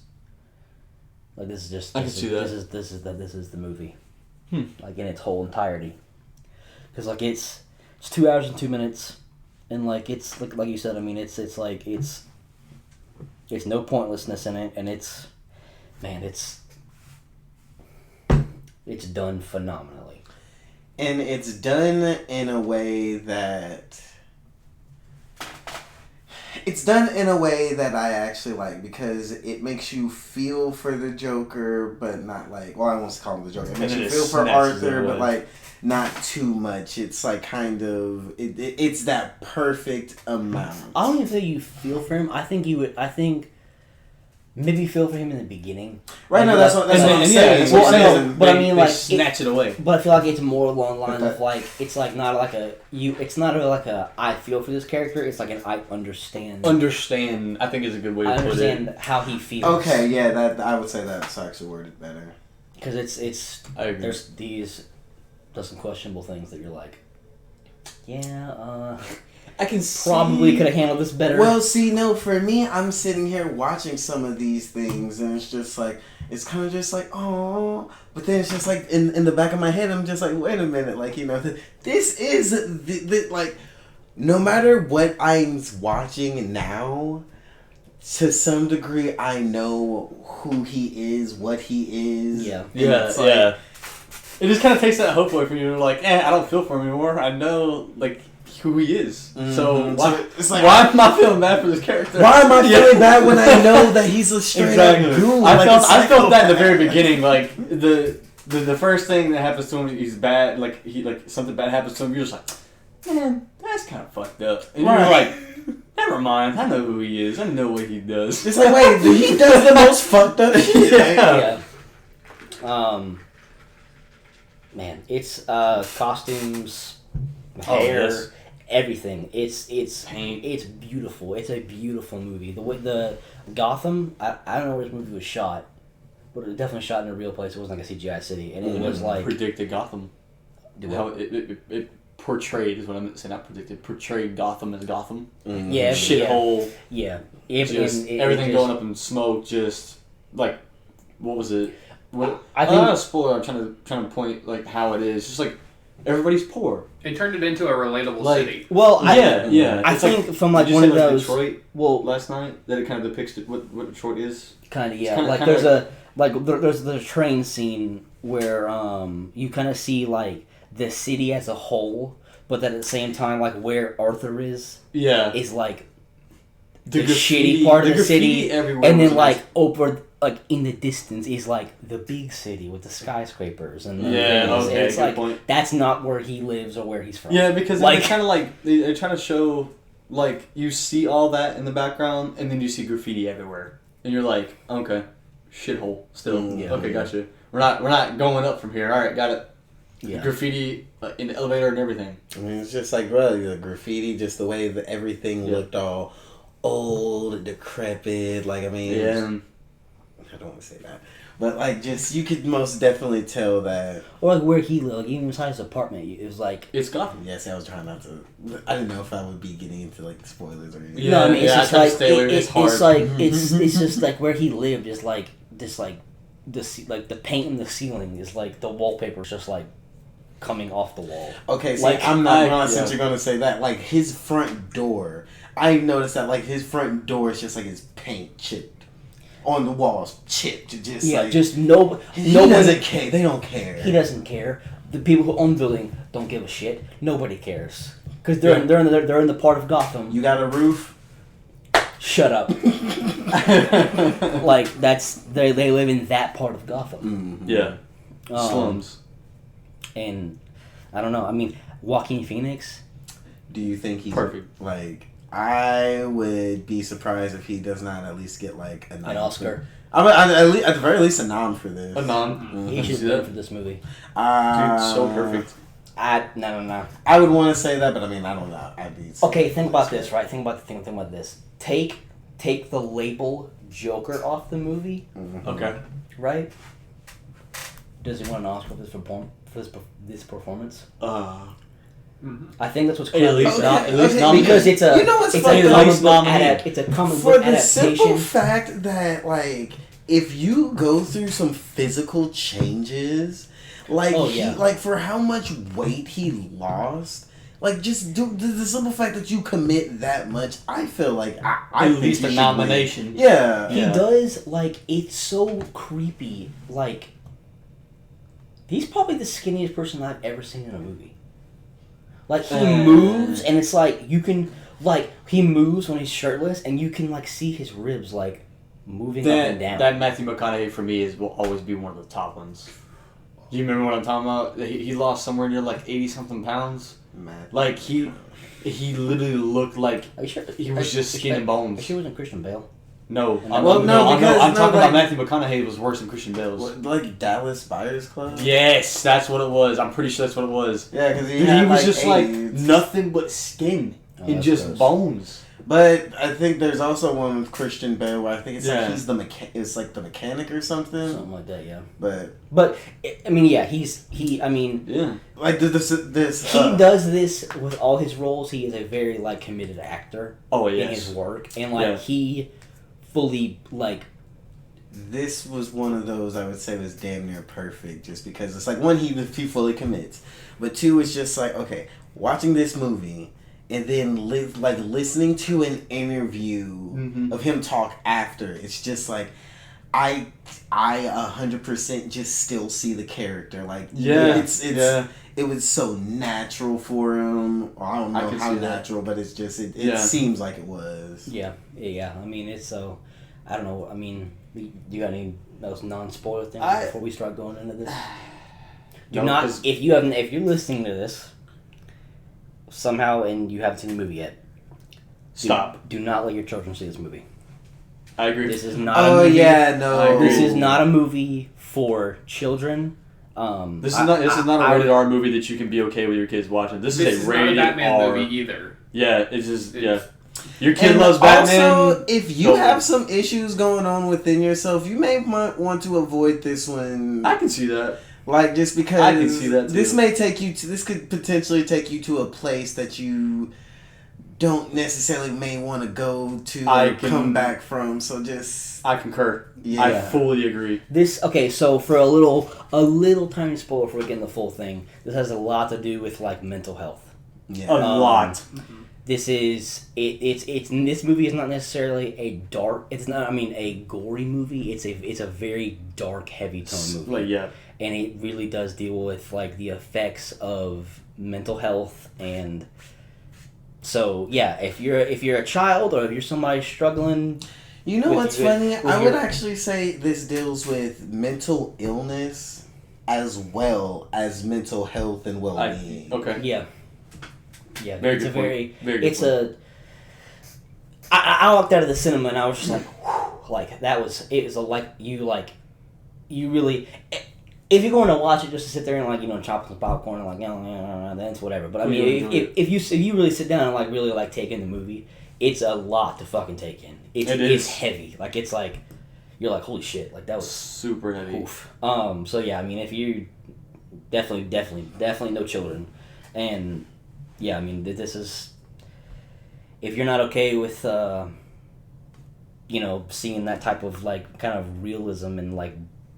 dark tone things. That's what I was gonna say. Is that it portrays it so real that it's not exactly creepy, but it's alarming. Yeah. Alarming. Alarming is a good. It's like he portrays mental health so well that you're just like, okay, am I supposed to like this movie or walk out of here thinking about my own mental health? Or, you know what I mean? Like, it was portrayed so real that it's alarming. Yeah. That's my statement I'll stick to. Yeah, that's really good. So yeah, if you don't fall in those categories, go watch the movie because it's a fucking masterpiece. It is. So I don't think that just sounds awful. If you have these issues, don't watch it. But if you're not, it's fucking phenomenal. Okay, well, I mean, I'm really like hitting the nail on the head. Like, do not take children to see this movie. Like, this is not a cartoon. Like, this is not for Batman. Even if your son likes Batman and he's like you think 16, I don't care. Wait the 2 years. Yeah, or let him try to pirate on his own or something. So, dude, it's not a Batman movie. Cannot stress that enough. It's not a Batman movie. Your kid does not need to watch this because he's a fan of Batman. Your kid needs to. There are other comic movies that you could go see. Like, go to the Walmart and buy Batman Hush or some shit like that. You don't. Yeah. All right, listen. If you don't have, if you're a single guy, girl, go watch the movie. You have no children. You have no. It was just you and you're bored. Fuck it. Go and watch if the you movie. in a relationship too, you don't gotta be single just to watch the movie.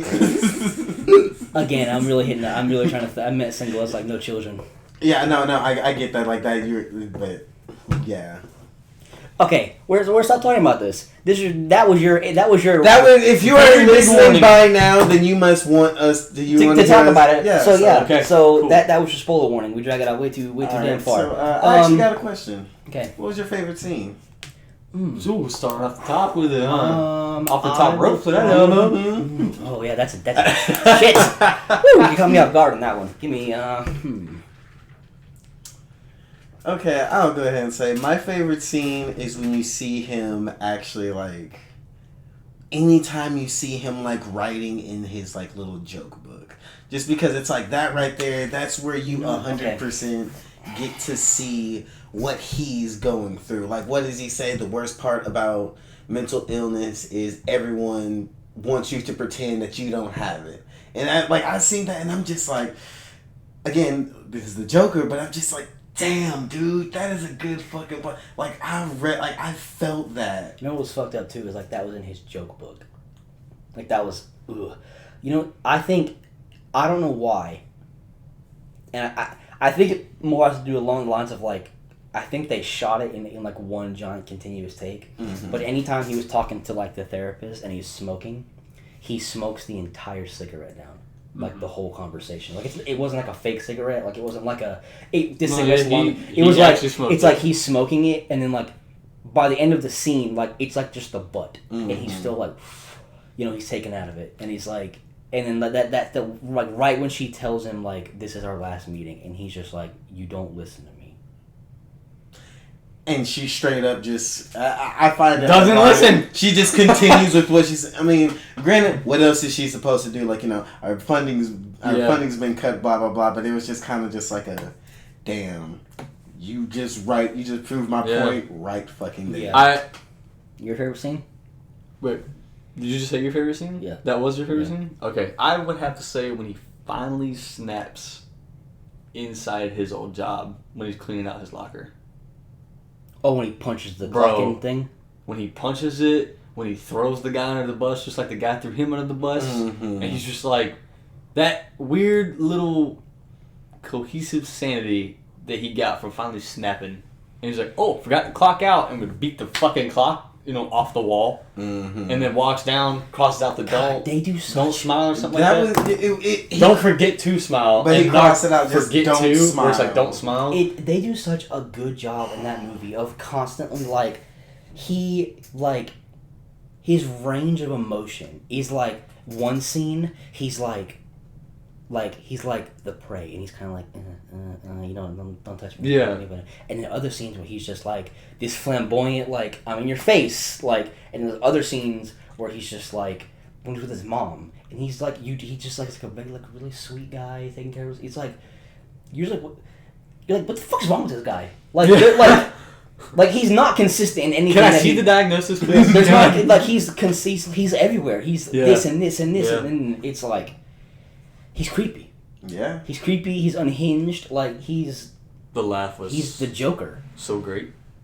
So, okay, so you want to well, you want to go over like the kind of the overview of the movie, kind of a little bit. The overview, I don't from beginning to end, or you just want to talk about our favorite parts? I honestly don't think we should. Yeah. I mean, just because it's like, we don't. You don't want to give out too much of it. Some people who even like spoilers, like me, would watch this and still want to go watch the movie, so I wouldn't do it. And plus, you don't want to, I guess if you at this point, you've already seen it, so it's like... I got you. Yeah. So, that's why I was going to get to the laugh, and that's why I was like, okay, well, should we talk about what happened? Because the laugh is... You kind of figure out, like, the reason behind the laugh kind of, like, a good 30 minutes in. Mm-hmm. So, it's a mental disease that he can't control when he does it, and it seems like he does it in like his most awkward situations. Mm-hmm. Like when he feels extremely shy or extremely awkward. See, I felt like anytime he was like in like, I don't want to say pain, but just like anytime something negative happened to him, he would laugh. He'd laugh, and then that was his thing. So he's on the train, right, and he's like playing with that kid, and the lady's like, "Leave my kid alone, you freak!" And he's just like, he hands her the card though. He has those cards that he gives out, where it's like, but he just please, starts, I'm sorry. But he does that because he just by that point he's already laughing, and I felt like he's laughing is because he felt ashamed. Because, he was... Or embarrassed, Yeah. Like, I'm playing with your kid and you call me out on it in front of fucking everybody. Like, why would I was just making the kid laugh. Yeah, and like you makes me feel bad. It makes me feel bad. And he starts laughing, and it's like it gets uncontrollable. You can tell on his face that it's like his brain's forcing him to do it. And he's like in pain, and then he'll laugh and the way he throat. acted that out is what I was gonna say. Like he just every gasp of air comes out like of his actual body. I thought Joaquin's body acting for the movie pushes every breath out of his body until like he.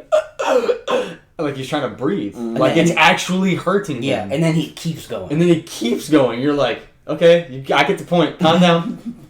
Yeah, that was I think that was a really good explanation of why, because it's never really explained why the Joker laughs. It's just assumed that he's just a nut job, and that's just what he does. But is it a delusional mental health issue, which I think is going to be a big. Not controversy, but discussion point. That's actually true. Because halfway through the movie, I'll let you guys take it from there. But halfway through the movie, you kind of get the what's real and what's not aspect. Yeah, and you find out hallucinations and stuff like that too. So I think that's a really big thing. Are we taking it as is this actually real, or could this be? Like even his his craziness or insanity is making him laugh, but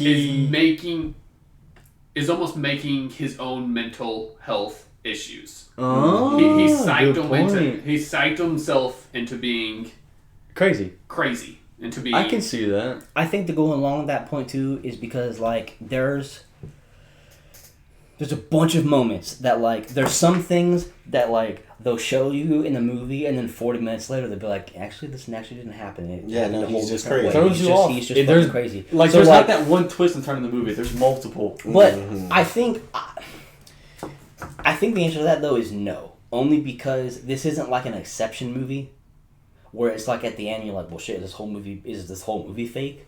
Like, is this all a dream to him? Because I feel like everything that was subjective to being not real, they clarified revealed at a point. You know what I'm saying? And I understand that too. I see where it's really hard. Yeah. I think it's plausible both ways. I think you could take it. But there is either but way. But it doesn't matter. Okay, let's say he did psych himself into actually the delusions. Maybe he did trick himself into.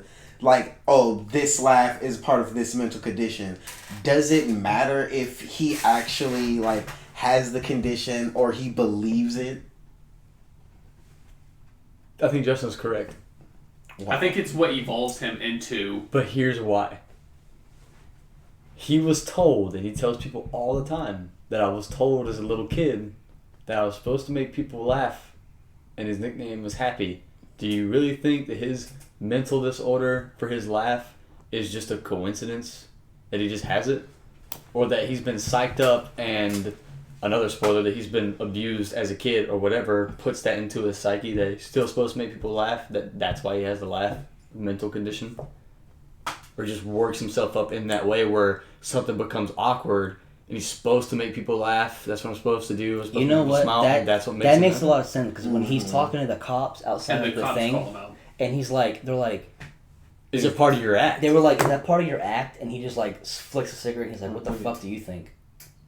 And then he like turns around and walks. He didn't laugh. Well, he was angry. That's my point. That's why I feel like Justin's right. There's no way that he could be told his whole life and he tells people all the time I'm supposed to make people laugh. And then he just has a laughing disorder as a coincidence. But there are times though when he does that very like high cackle laugh when he's like like that. It's like he does that every single. It's like such a creepy ass delay when he hears other people laugh, then he does it. It's like he doesn't find it funny. But he's laughing. But he's laughing that other people are laughing. Like he's like, you tell a joke, you laugh, and I'm like, oh, he's laughing. Yeah. Like when he reenacts comedians. Yeah. Yeah, like we talked about last night right after the movie. He has like 4 different fucking laughs. He's got the one that's supposed to be the disorder, which now Justin's opened my mind to that. It's not a fucking disorder. Well, but I mean, so you think he might be doing it on purpose? Subconsciously, yes, on purpose. I would say to some degree. So it is a disorder. Like it is. But he's made it a disorder. He created himself. Yes. Because he's been told to laugh and make people laugh, and he doesn't just have a condition where he just outburstly laughs for no reason. Now, do you think it actually developed to a point to where it's like, even though he superimposed it on himself, do you think it got to the point to where it is actually truth? Like, because you can even take that as far as a habit thing. Yeah. And I think it's consumed him into the point where we actually get I think that's Joker at the end. I think the mental... Because it's such a big part of this movie. Yeah. I think it is what takes him from almost someone who's bullied on a every other day basis into... Shit, that movie's almost everyday basis. Well, every other scene we see for the first half takes him into the guy that's just trying to be a comedian and make people laugh into the psychopath Joker, that villain that we've been craving to see. Yeah. Mm-hmm. And I think it's consumed him. But I feel like you start off with it, and then by the end of the movie, it consumes him. It's more like a habit thing that it develops into like, okay, a subconscious habit that he does, and he can't break out. And he can't break out. Well, it's because and it's like this movie has so many layers. Oh my god! And it's like one of the layers is his mental health, and they shut down the part of the program that he's affected by. Mm-hmm. So you literally see him probably I think an hour in, take the last 2 pills of his medication, and he's done. And then after that, he's okay. Now, from that point, I got a question. When do you think he actually became? When do you think he actually became the Joker? Whether you want to say it was a small transition or full fledged. When do you think he became? After he killed his mother. I think because this had such a so the mom's like, oh, I love Thomas Wayne, and Arthur's like, why the hell do you like this guy so much, whatever. He gets the note, he's like, he's my father, so he hunts him down, and then Thomas is like, no, you're not my son. Your mom's fucking crazy. It builds you up so long. You're like, oh my god, that's Batman's brother. That's whatever. Mm-hmm. And then he finally talks to him, and Tom's like, no, your mom was fucking crazy. Are you kidding me? And he's like, no, why are you telling me that? No, I don't want anything from you. Yeah, he's just I'm just your son. Shit beat out of him again. Yeah, and he's like, it's me, Dad. He's like, yeah. He yaks him, and then he goes to Arkham State Hospital. Mm-hmm. Gets the guy, which is another great scene. Yes. When he's he has his head against the wire, and he's just like, I really fucked up. And he slightly admits to killing those three guys. Mm-hmm. And I think he gets the file, then he finds out, boom, okay, My mom is crazy. I am also like there was newspaper clippings like about him as a child. Like he was like chained up against a water heater. It hints that he was sexually abused by the mom's boyfriend. Hints at that, but it never goes too far into that. That he was sexually abused, but it did say fucking beat up all the time. Well, no. There was one of the like there was. One of the clippings was he abused a child. Like what did it say? It says something. It hints at it. It has pictures of him as a child that would suggest sexual abuse. Yeah. But it doesn't say. But sexual it says abuse it by just says abuse by mother's husband. It says mother lets boyfriend abuse son. Abuse son. I think that's the one that like really like. And it does show the kid like chained up and everything. And without any clothes on. And that's where you're like sexually abused. Yeah, but, and then, I can see that. And then they said like he had like severe head trauma and like all this crazy shit.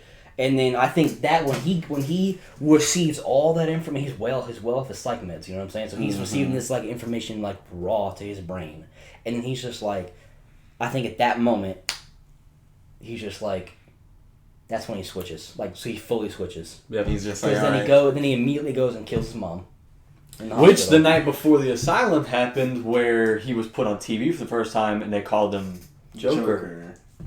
All that shit happened in literally 24 hours, and he was like, "Alright, fuck it, I'm the Joker. I'm killing my mom, and I'm actually." All that happened like it was the night before when he was on TV, and then the next day. That's a good point. That right there, been the bad he day. had shitty days, but it's just like that 24 hours because he goes in that one girl's apartment.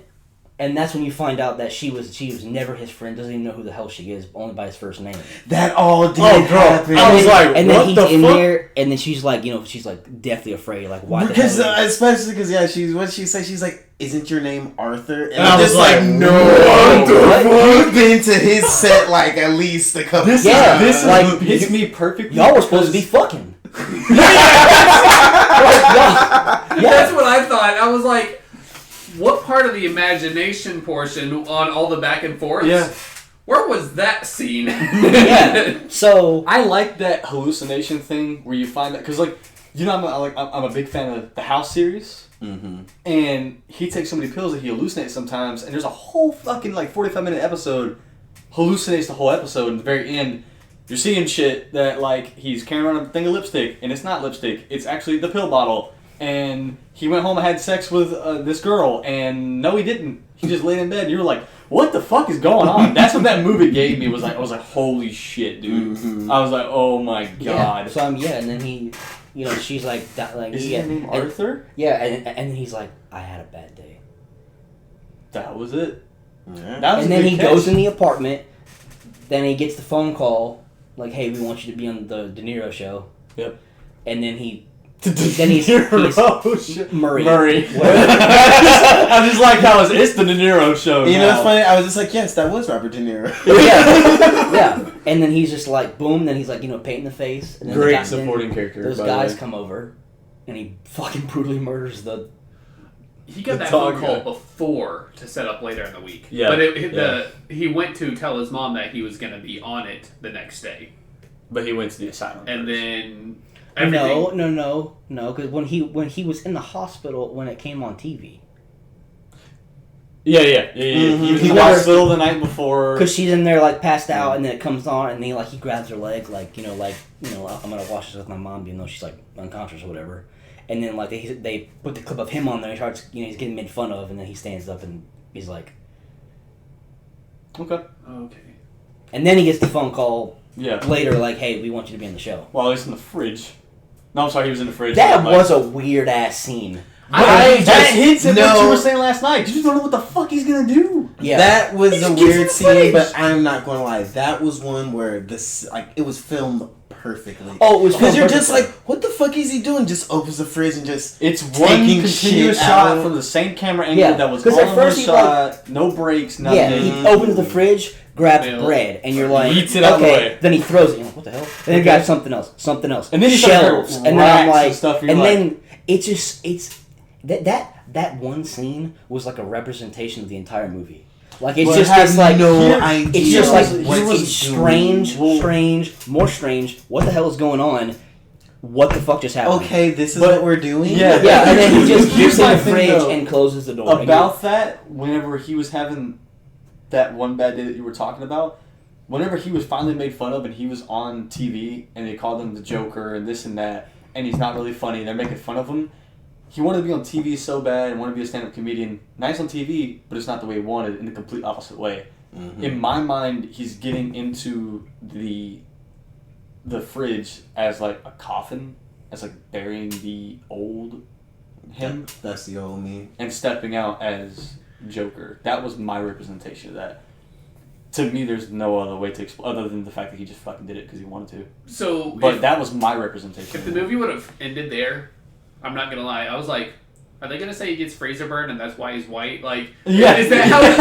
Like you're watching it? Why is the skin bleached? What? Yeah, like you don't understand that scene other than it just. That was just the way I saw it. Is that he was burying his own self. But here's the thing. Here's the thing, right? You have the interpretation. Mm-hmm. You have one. I have one. But guess what? There's no fucking way to prove. We have we know no reason as to why because that's the Joker. We all get to the same conclusion. That is this character. That is the development everyone needs. So this person is Joker. Mm-hmm. Yeah, like this is the I would say this is the the best full-fledged version of like the Joker. Like it's the most true to form. I get that. Live action like. Well, like the scene where he's like talking to the old coworker, the old clown coworkers. Yeah. And he's just like like leaned up on the thing. And he just like looks up, and it's so eerie. He's like pushing his arms out, and he's just sitting here like this, and you're like, "What the hell are you doing?" Right? He's so eerie that it's just like, it's like his equivalent to you leaning up against like a wall or something, talking to a friend. That's his equivalent is to be fucking creepy and twist his fucking head. That's what I'm saying. So you're it's like, all right, that most definitely like in the vibe of like comic worlds where like. Other people, like other villains, are terrified of the Joker. Like they're more scared of the Joker than they are of Batman. And like this character in this movie, 100% gives that vibe off. Yep. Like I would be terrified to be locked in a room with that guy versus a guy dressed in a Batman costume that I know like he'll just beat me up really bad. Like I'll be in some physical pain. Like I might break my arm, but you know you're gonna die with Joker. Not that you could die, but you have no idea how you're gonna die. The midget scene is, I think. Oh my god! Yeah, creepiest scene. Really? So okay. Why would you think that's the creepiest? Well, because he goes from this to this. He goes from literally stabbing someone in the neck and in the chest 1,000 times to just blood all over his face with that awkward Joker smile and preemptively. So this is going back to what Jacob says.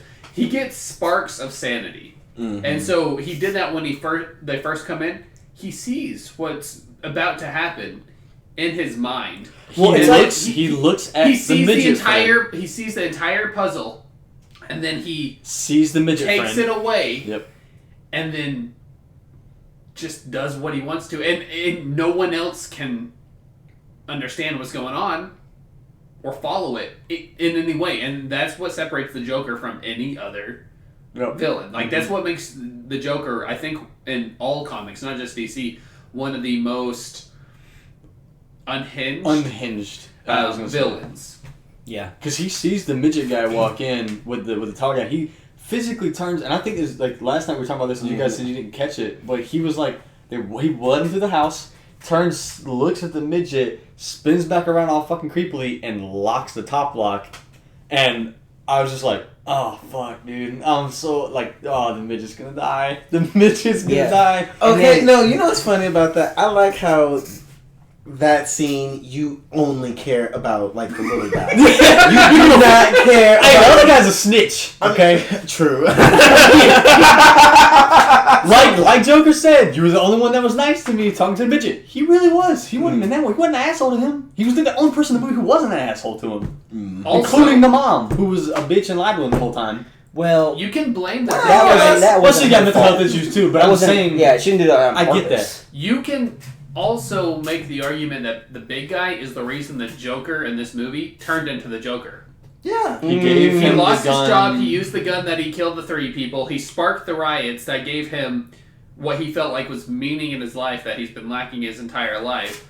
All of it because one guy gave him a gun that literally sparked the real major downturn. That is true. He never would have killed the people in the subway. I don't agree. He wouldn't have got fired. Okay. I don't agree because of the Joker's history. Joker can kill anybody with right, but again we've established that he wasn't at that Joker point yet. I think what you're saying. No. I think what you're both saying is both correct. I think that this was the specific guy. What you're saying though is if it wasn't him, it would have been somebody else. Okay, true. Someone would have set him off eventually. Yeah, but in this movie, it was that dude. The gun made it just that much more easier for that transformation. Yeah, and like you said, you were helping me with my theory that I didn't realize, but somebody else would have done it. Mm-hmm. Probably would have been him with the gun, but it would have been fucking somebody with a fucking crowbar or something.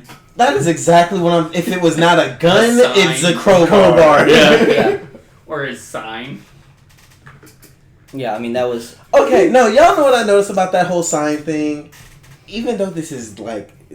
I think it's a Gotham thing. Every movie starts off in an alley.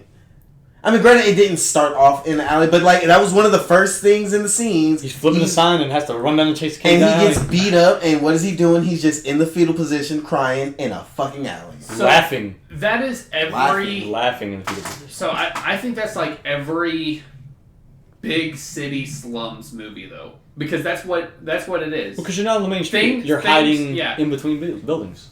You avoid the alleys because that's where shit happens. Mm-hmm. Yep. That's what everybody knows. And so, in this movie, he's led, if you want to say, into an alley. Mm-hmm. And just to kind of give you that slums feel. And then clothesline with a fucking sign. This is what the city is right now. The slum.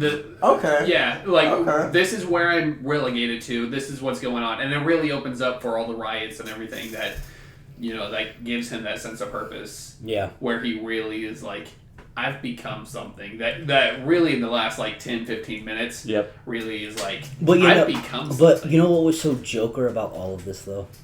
Is the fact that, he started that whole revolution, right, for the slum people of Gotham that were going to stand up rich, and killing the rich or whatever. Yeah, kill the rich movement is what they called it in the newspapers. But the most Joker thing is when he at the end when he's on the show, and the De Niro character Murray's he's like, so did you paint your face? Because he has the face paint. He killed people on the subway. People see that and use that face paint to make the mask and to idolize him or whatever. Mm-hmm. And so in the reverse side at the end, he's like, oh, are you having the face paint because you follow this movement that's going on? And he's just like, I don't care about that at all. I'm not political. I have... What do you say? I have no... He said something no political views or something like that? He says that he doesn't care about anything or something. He says it once in the dressing room and then once when they're doing the show. Yeah, and he was I think he said after he was like, no, I don't really follow it, not political. I think he said something like, I don't care about things, or I don't... Something about nothing. I think, he's like, I don't care about all of that. Yeah, all of that, or something like that. And I was just like, oh... That is so the Joker. To start it. To cause this and it was like, I don't give a fuck. This crazy chaos, people are dying. Literally a riot. And okay, but you gotta think, he, real talk, he didn't start that. He did start that. I mean, but he didn't okay. It wasn't his intention. It wasn't his intentions. He knows that's why it's Joker, because chaos follows wherever he is, because he creates it. And he's just like, okay, what I did, how he was thinking about it, I started something. I'm actually meaning something. People are starting to notice me. And that's the only thing. He even started saying that to the psychiatrist, and he was like, people were starting to notice me. So you can make the argument that, he may not have started it or whatever. If he didn't start it, but if he felt like he did, he fucking did. Mm-hmm. Joker started that shit. And for him, like you said, for him to go back on and be like, I don't give a fuck what these people think about me, even though I started this shit, was happy about it. Now, fuck it. Mm-hmm. But the thing, he doesn't care. Yeah, he doesn't care. He doesn't care that he started it. He doesn't care. He wasn't trying to do it. He doesn't care about it. He just does things for whatever reason he wants to. For what it doesn't matter if it. It's not about money. That's one thing about Joker. It's not about money. It's not about politics. It's not about anything. It's what gives him joy almost. It's about the punchline. It's about the punchline. There is no punchline. And God, he is so dude. When he's up there and they're like, "Well, let's hear a joke," and he pulls out that creepy it's got scribbles. It's got scribbles, demonic things. Had a picture of some bitch naked. With kids. Yeah, naked. Like it's like, what the fuck is going on? That's like, oh, that's so creepy. And then he tells that joke something about a mom cried because his son get hit by a drunk driver, and everybody's just like, you can't tell that. Yeah, what the hell? The doctor sitting next to him on the show was like, you can't do that, whatever, and he was like, oh, sorry. And then I'm just like, what the like? So that's not funny. He goes, I thought it was, and you're like, okay. Yeah, and then Keep he goes moving. and then he goes into he admits on live TV that he killed those 3 guys on the train. Yeah. I mean, okay. Do you think that would have been necessary? I mean, because it's like, to me, the simple fact that he killed Mario or Robert De Niro on TV in that setting, I think that still would have gave him the same effect, even if he didn't confess to killing those 3. Even if you within yourself don't believe that he killed those 3. But it's so Joker to go on live TV and announce what he did. Yeah. Nobody knows. Nobody knows that shit. Look, you wouldn't even know 3 people were dead. They just showed up. Joker's like, hey, I killed 3 people. You're like, where? Where are they at? He's like, and then drop them from the ceiling or something. Like that's a Joker. That's a Joker move, is to go on live TV and do that. So I see what the point you're making. It still would have the same impact for him just killing Murray without even saying that. Mm-hmm. But that fucking thing up here that he has makes him like, I killed those 3 people. I thought it was funny. Well, no, I'm saying it's like, okay, well, I guess about that point, by the time he was doing the Mario show, he was... the riots were they were already starting, weren't they? Yeah. All right, then, yeah. See, when you were asking about favorite scenes, mine was right before the Murray show, when he's behind the curtains and he really breaks out into and starts that dancing.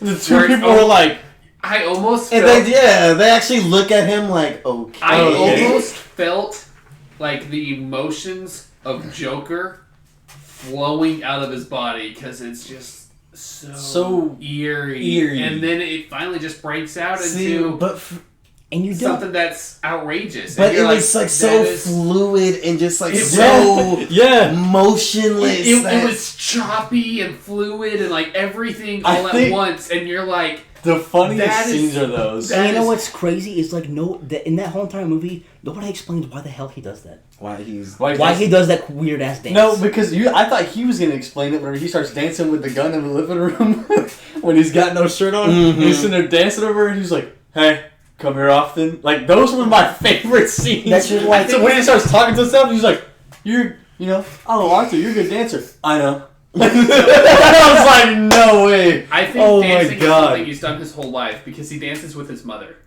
Yeah. And he doesn't have have a dad. Sometimes it's normal for kids to do things when they're little kids who grow up and never move out to continue doing those things. And there's 2 scenes, I think, that we see where he dances with his mother. Mm-hmm. And I think dancing... I think there was 1.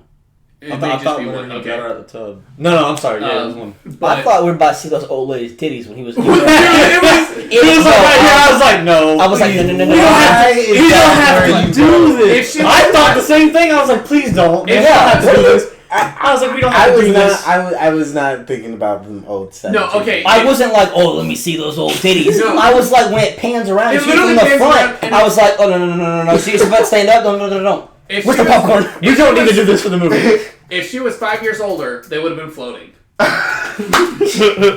that scene where it's just a full frontal, the water is right here, and you're like, they did this fully knowing who they would have been floating. Wow, that was good. That was good. You weren't. With that being said, that wasn't on my... That was definitely on my mind. I was like, oh god, is he about to... Is he about to pull out of the water and I'm about to see her titties? But I don't want to see that. Because she's so old. That shit made me laugh way too hard. That's how I know that there was no dancing scene after the shower scene, whoever brought that up. But no, I think the dancing... I think that's where the dancing originates from, but there is no origin to it. Or explanation or why he... Yeah. Yeah. It's guesswork. And it's so weird when he goes, oh my god, what does he do? Right after he kills the first three people? Yeah. And he gets off the train and he runs. Is that public bathroom? He runs that public bathroom and he closes the door and then he just starts like... You know what I originally thought the moment that happened? What the hell is he doing? You know what I thought? That's the end of his act. As his first act as Joker, his like first act when he killed the three people, he felt like that was the end of his act. Dancing it off was the end of his act, and then he just walked away from it, dancing off his first performance. That's what I thought. I don't know. I thought more of like it's just like a. I don't know. That's like how he copes. I think it's a personality that represents his personality, or an action that represents his personality. It's just outrageous. Yeah. I think it's a thing that's like... We can sit here and make guesswork all day and this shit sounds perfectly right. But at the end of the day, we don't know why. You'll never know why. Yeah, that's the Joker. They do that a lot about just like he does things and you don't know why. Just like... Going back to like the main point of like the reason why you really didn't kind of want to see it is what you told me. We were on the phone one day and you said... I don't like how Joker has an origin. I don't want a Joker origin. I was literally... And that was what you said most of the time. And then we were like, no, we don't even actually know where you came from. You were just adopted. I was like, all right. I just kind of turned and in the movie theater, I kind of look at you. And like, you just go... No. Smile. No, at the end, when he comes out, it's like, I need a minute to process this. Yep. This may be one of the best Joker movies. I was like, bitch, out of everyone. For Dustin. Yes. For Dustin, who is so... I don't want a Joker origin story. There's a lot of fans out there that don't want a Joker origin because he's story. not supposed to have one. Well, he's never had one. And the Joker as a fictional character is a very... He's a mysterious. Yeah, that's part of him. That's you don't know what his motives are. You don't know why he's this. You don't know who. You don't know where he comes from. You don't know shit. But this gives you an origin story with enough open ends to not. Okay, so every problem that I had with this movie, I'll say from the very first trailer, like a year ago, okay, was one, the trailer didn't tell us anything. So what I thought this was gonna be, this movie completely like made me look like a fucking idiot. It was like, it literally was like this movie was like made for me. I swear to God, because I was like, I don't want an origin movie. I don't want his origin. I don't want him to be a hero of his own story like Venom. I don't want this to be like it's not Batman. So what? The Joker's He's gonna be the bigger villain against. He's gonna be that fucking Cape Crusader guy that he is the Telltale games. No. He's gonna be like he's still a villain, but he's like vigilante. He's like I'm gonna fight the mob in kind of way. Like an I don't want to see any of that stupid shit. Like an anti-hero. Yeah, but this is just like this is just a movie about a very they did a comic book adaptation of the Joker, and they did it flawlessly. Flawless is a good word. Okay. Flawless. So now, as an origin story goes, I mean, I guess you're gonna if this was his origin story. This is crazy because I was just about an hour ago. Just about an hour ago, I was like, I'm fucking tired of origin stories. Yeah. But which would you say is better as the Joker backstory? The way it went down in Joker, or Killing Joke? I can go ahead and say that I like this more just because... Wait, that's subjective. Yeah. No, wait, so listen though. Okay, so... so he goes on the Murray show, right? Mm-hmm. At the end, flips out. Boom! Kills him on stage. Then shoots him again, drops the gun, does a weird dance, grabs the camera, goes outside. Mm-hmm. Then, the riots really are at that point. People are just going batshit crazy. Thomas and Martha Wayne... walk out of the theater, some random guy in a Joker mask walks up, which, you know what, with the Batman mythos, that could have been Joe Chill. Mm-hmm. But it still follows it up. That's what I said. I didn't even think of that. That's what I said last night. Yeah, so boom, boom, kills Martha, boom, or kills Thomas, Martha, Bruce left standing there. the Joker's responsible for his murder. With that being said, now what's your answer? Killing Joke or this? Because it's even more heavy. Because it's like Killing Joke. Batman creates the Joker. Joker creates Batman. I still like the classic story of Batman creating Joker, in my opinion. But this is 100% like. God damn! I didn't even think about that part. Dude, I didn't think of that. It could be both. I don't think I could.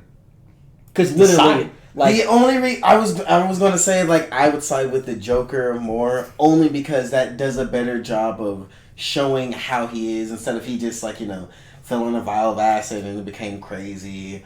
But this have you read The Killing Joke? Yeah. It's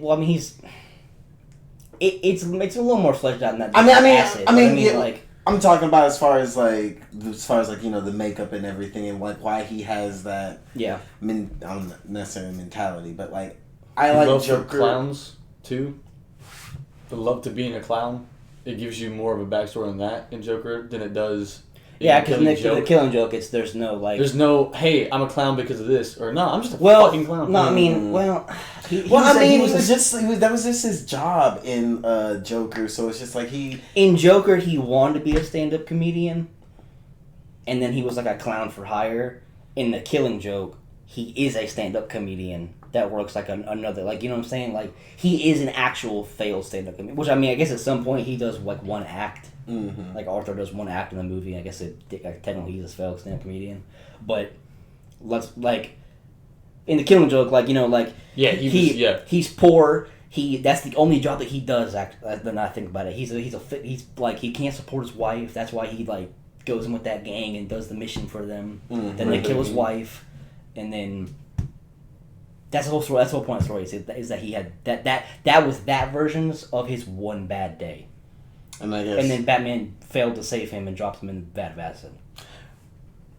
I mean, I get that, but it's just that I feel like a Joker just does a better job as explaining him as a whole character more. It explains to me his full origin. Now, for Joker, I don't need to know why he will constantly has goons. Like, I don't need to know... Why he has the following of these crazy people? Yes, I don't need to know how he became such a menace. Because it's like at the end of Killing Joke, it's like, yes, I know this is Joker. I know where he goes, but there's something in between. I don't know how he became from... Yeah.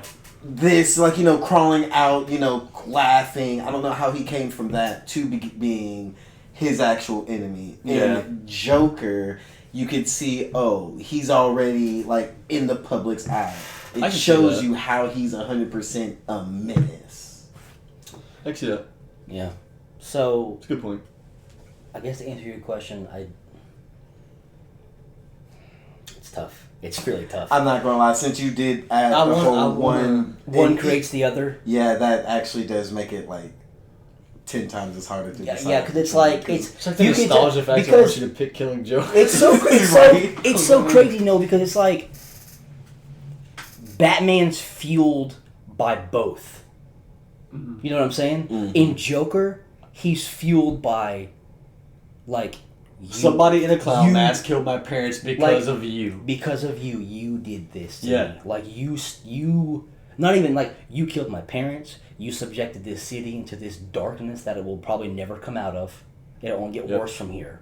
And you're my mortal enemy. Mm-hmm. And then in the other way around, he has this pain and anger because I failed to save you and I created you and I'm the reason why you exist. Yeah. Why you exist and why you doing the exact same thing. Why you plummet this city and kill all these people. It's the fuel. It's a different fuel to the same fire. Mm-hmm. I can see that. God, it's hard to decide. I don't know. I think I can. Yeah, I'm not picking your thoughts. I'm split 50. I'm split down the middle, man. I can't because honestly, if it wasn't for just certain parts here and there, you could make an argument that if you wanted to take the second half of the Killing Joke, you could have one cause the other. I don't want to say any more than that just because You could dive way too deep into that of a theory. Yes, but I like the option of having two origin stories. Mm-hmm. I don't need one to be better than the other if both of them are... They don't need to be congruent. I like being able to have, different universes, if you want to put it that way, that you can go and have different stories. You know what I want out of this? Part 2. We better get a fucking... It's like, this goes along, especially if they keep doing it. You want to know why? Because, even the Joker says in comics, he's like, I don't know my past. He's like, sometimes I remember it this way, sometimes I remember it this way. So the more we have, as long as it's not one concrete one, mm-hmm. then I think that's what was my worry back. It was all the way back when it first was. It's like I don't want this to be the concrete this will happen. This is maybe it happened this way, maybe it happened this way, maybe it happened this way, maybe it happened this way. Maybe there's all these stories of how the Joker was created, but guess what? We don't know which is the one. Yep. So, I have one final question. Mm-hmm. Let's say they don't ever make a second movie. Okay? Let's say we never see Batman. Do you feel like we potentially wasted the best version of the Joker without ever having him interact with Batman? Most definitely. If you don't ever release a second movie or anything with absolutely.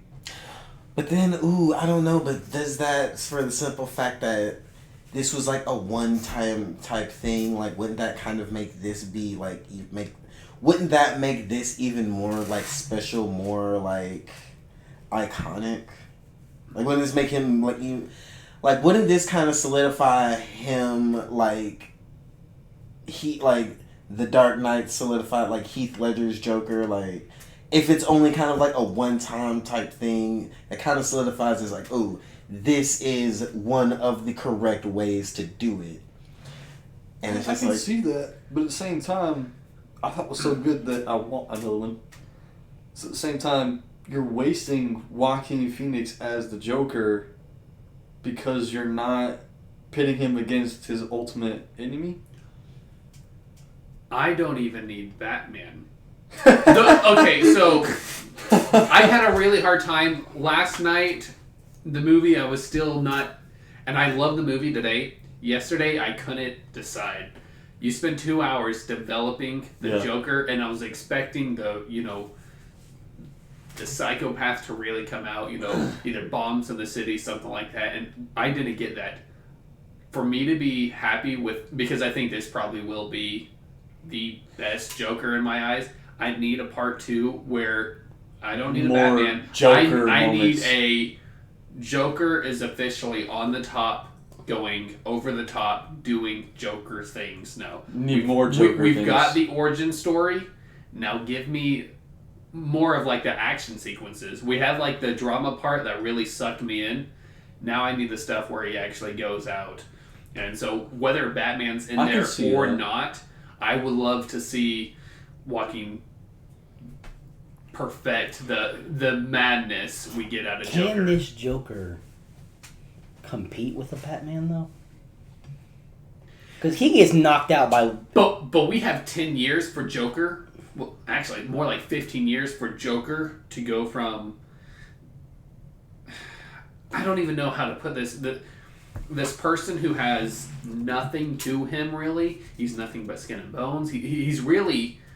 To develop, kind of? Yeah, you have 15 years to develop him for him to grow in this mad world as the leader. Almost like a cult for Gotham as the leader. He is the guy that he has 15 years before Batman shows up. He can develop these skills or these needs while this being completely army of mad. He's already got the army, but he can perfect all this over the course of time. Yeah. And then by the time Batman joins in, he's still almost a serial killer trying to find out what his tick is. And I would love a movie where he's just like, that didn't do it for me. Ooh, that bomb was a little fun, but let's go bigger. Or, nah, that didn't work. I need something like that. With that, though, that is the perfect way to introduce Batman. Yes. Because then he sees Batman and he's like, oh my God, there's this toy that I can continuously play with. Yes. I'm bored. You know what I felt like? And you know what? Like, you know, in this movie where he's like, they notice me, that like love-hate between Batman and the Joker, he would like fall in love with Batman because he's like he notices me. Yeah, because all the time. Yeah, he can't get rid of me. He has to notice me. He's my friend. Like I love him. God, dude. Yeah. I'm telling you, this is. So, do you feel like it's wasted if we don't do part 2? Fuck yeah, I do. Okay. No, simple as that. I think it would be difficult to capture that same essence that Joaquin had for this in like a sequel. I don't think they would try to replicate it. I think they would just go on with the end part of Joaquin Phoenix playing the Joker, not the before getting his ass kicked, but build on top of the end Joaquin Phoenix. We take the crazy and we enhance it now. Well, we developed it. But now we do that mentality of I don't give a fuck. But can you have a whole movie of that with him just being unhinged and crazy without the Batman? We just had 2 hours that... See, that's what I'm saying. Like, you need... Yeah. Well, because then it goes back to like why I had a problem with this movie being made. Because then it's just like... Who's going to stop him? But what's the purpose? Yeah. Is he... Okay, he's gonna blow up a building. And he succeeds. And that's the end of the movie. It's like, that's a good way to introduce part 3. If he does that, blows up a building, right? Happy with it for a little bit, then kind of gets bored with it, then goes over here, then shoots this person or does this massacre or something like that, but then gets so bored with it because Bruce isn't here as Batman yet. He doesn't know that, but leaves. And goes missing. And the moment he hears about Batman showing up in Gotham, now he's Batman. Now I have a fucking reason. That would work. Now I would watch that. This would be beautiful for a trilogy. It would no. It would literally just be the same. It would be an actual good adaptation of the Dark Knight books. Where like he's in Arkham and he's been in Arkham for 15 years. He never gets back out. He has this following of people. But then it's like he has no push to do it. He's just kind of like crazy, laughing as because he's not like he's not like a overpowering muscular be somebody else. He's just kind of there being crazy and everything, and then he's watching the news and thing, and it's like boom, the Batman ? Like and then you have a new vigilante. Yeah. He's like now he has a cult and now he has a following. Like no, people should be witnessing me. Mm-hmm. They should still be following me. I'm the one supposed to be noticed. I'm the Joker. Okay, fuck the Bat. And then he's gonna go fuck up the Bat, and then whatever, come back, and then Batman's gonna keep coming after him. And he's like, I don't need these fucking people. All I need is you. I just need you, boo. That's all I need. Yeah. All these people around me are my toys that I'm playing with. But I only give my heart to he breaks out of Gotham? I say he breaks out of Garfield Batman crossover. He breaks out of Arkham, though, in my opinion, just because he still wants to be noticed and stuff like that. So he goes, he breaks out. He did kill that lady. He breaks out, he does the shit, and then it goes into either he gets caught by Arkham again and goes back, or he just fucking disappears. Because like this shit doesn't make sense. Oh. In the hospital. When he's walking out and you don't see him kill him, but he's walking out but his feet have blood. When you said that lady, I was like, I missed something. I thought that was going to be their adaptation of Harley talking to him, and then they walk with blood on his shoes. And like, either it's Harley, he just murdered the fuck out of her, or we haven't seen Harley yet, or we may never. I don't think we would see Harley. I don't want to see Harley. I don't want to see it. I thought they were going to introduce her with the lady with the kid on that same. Yep. And then also the first psychiatrist that was in the jail.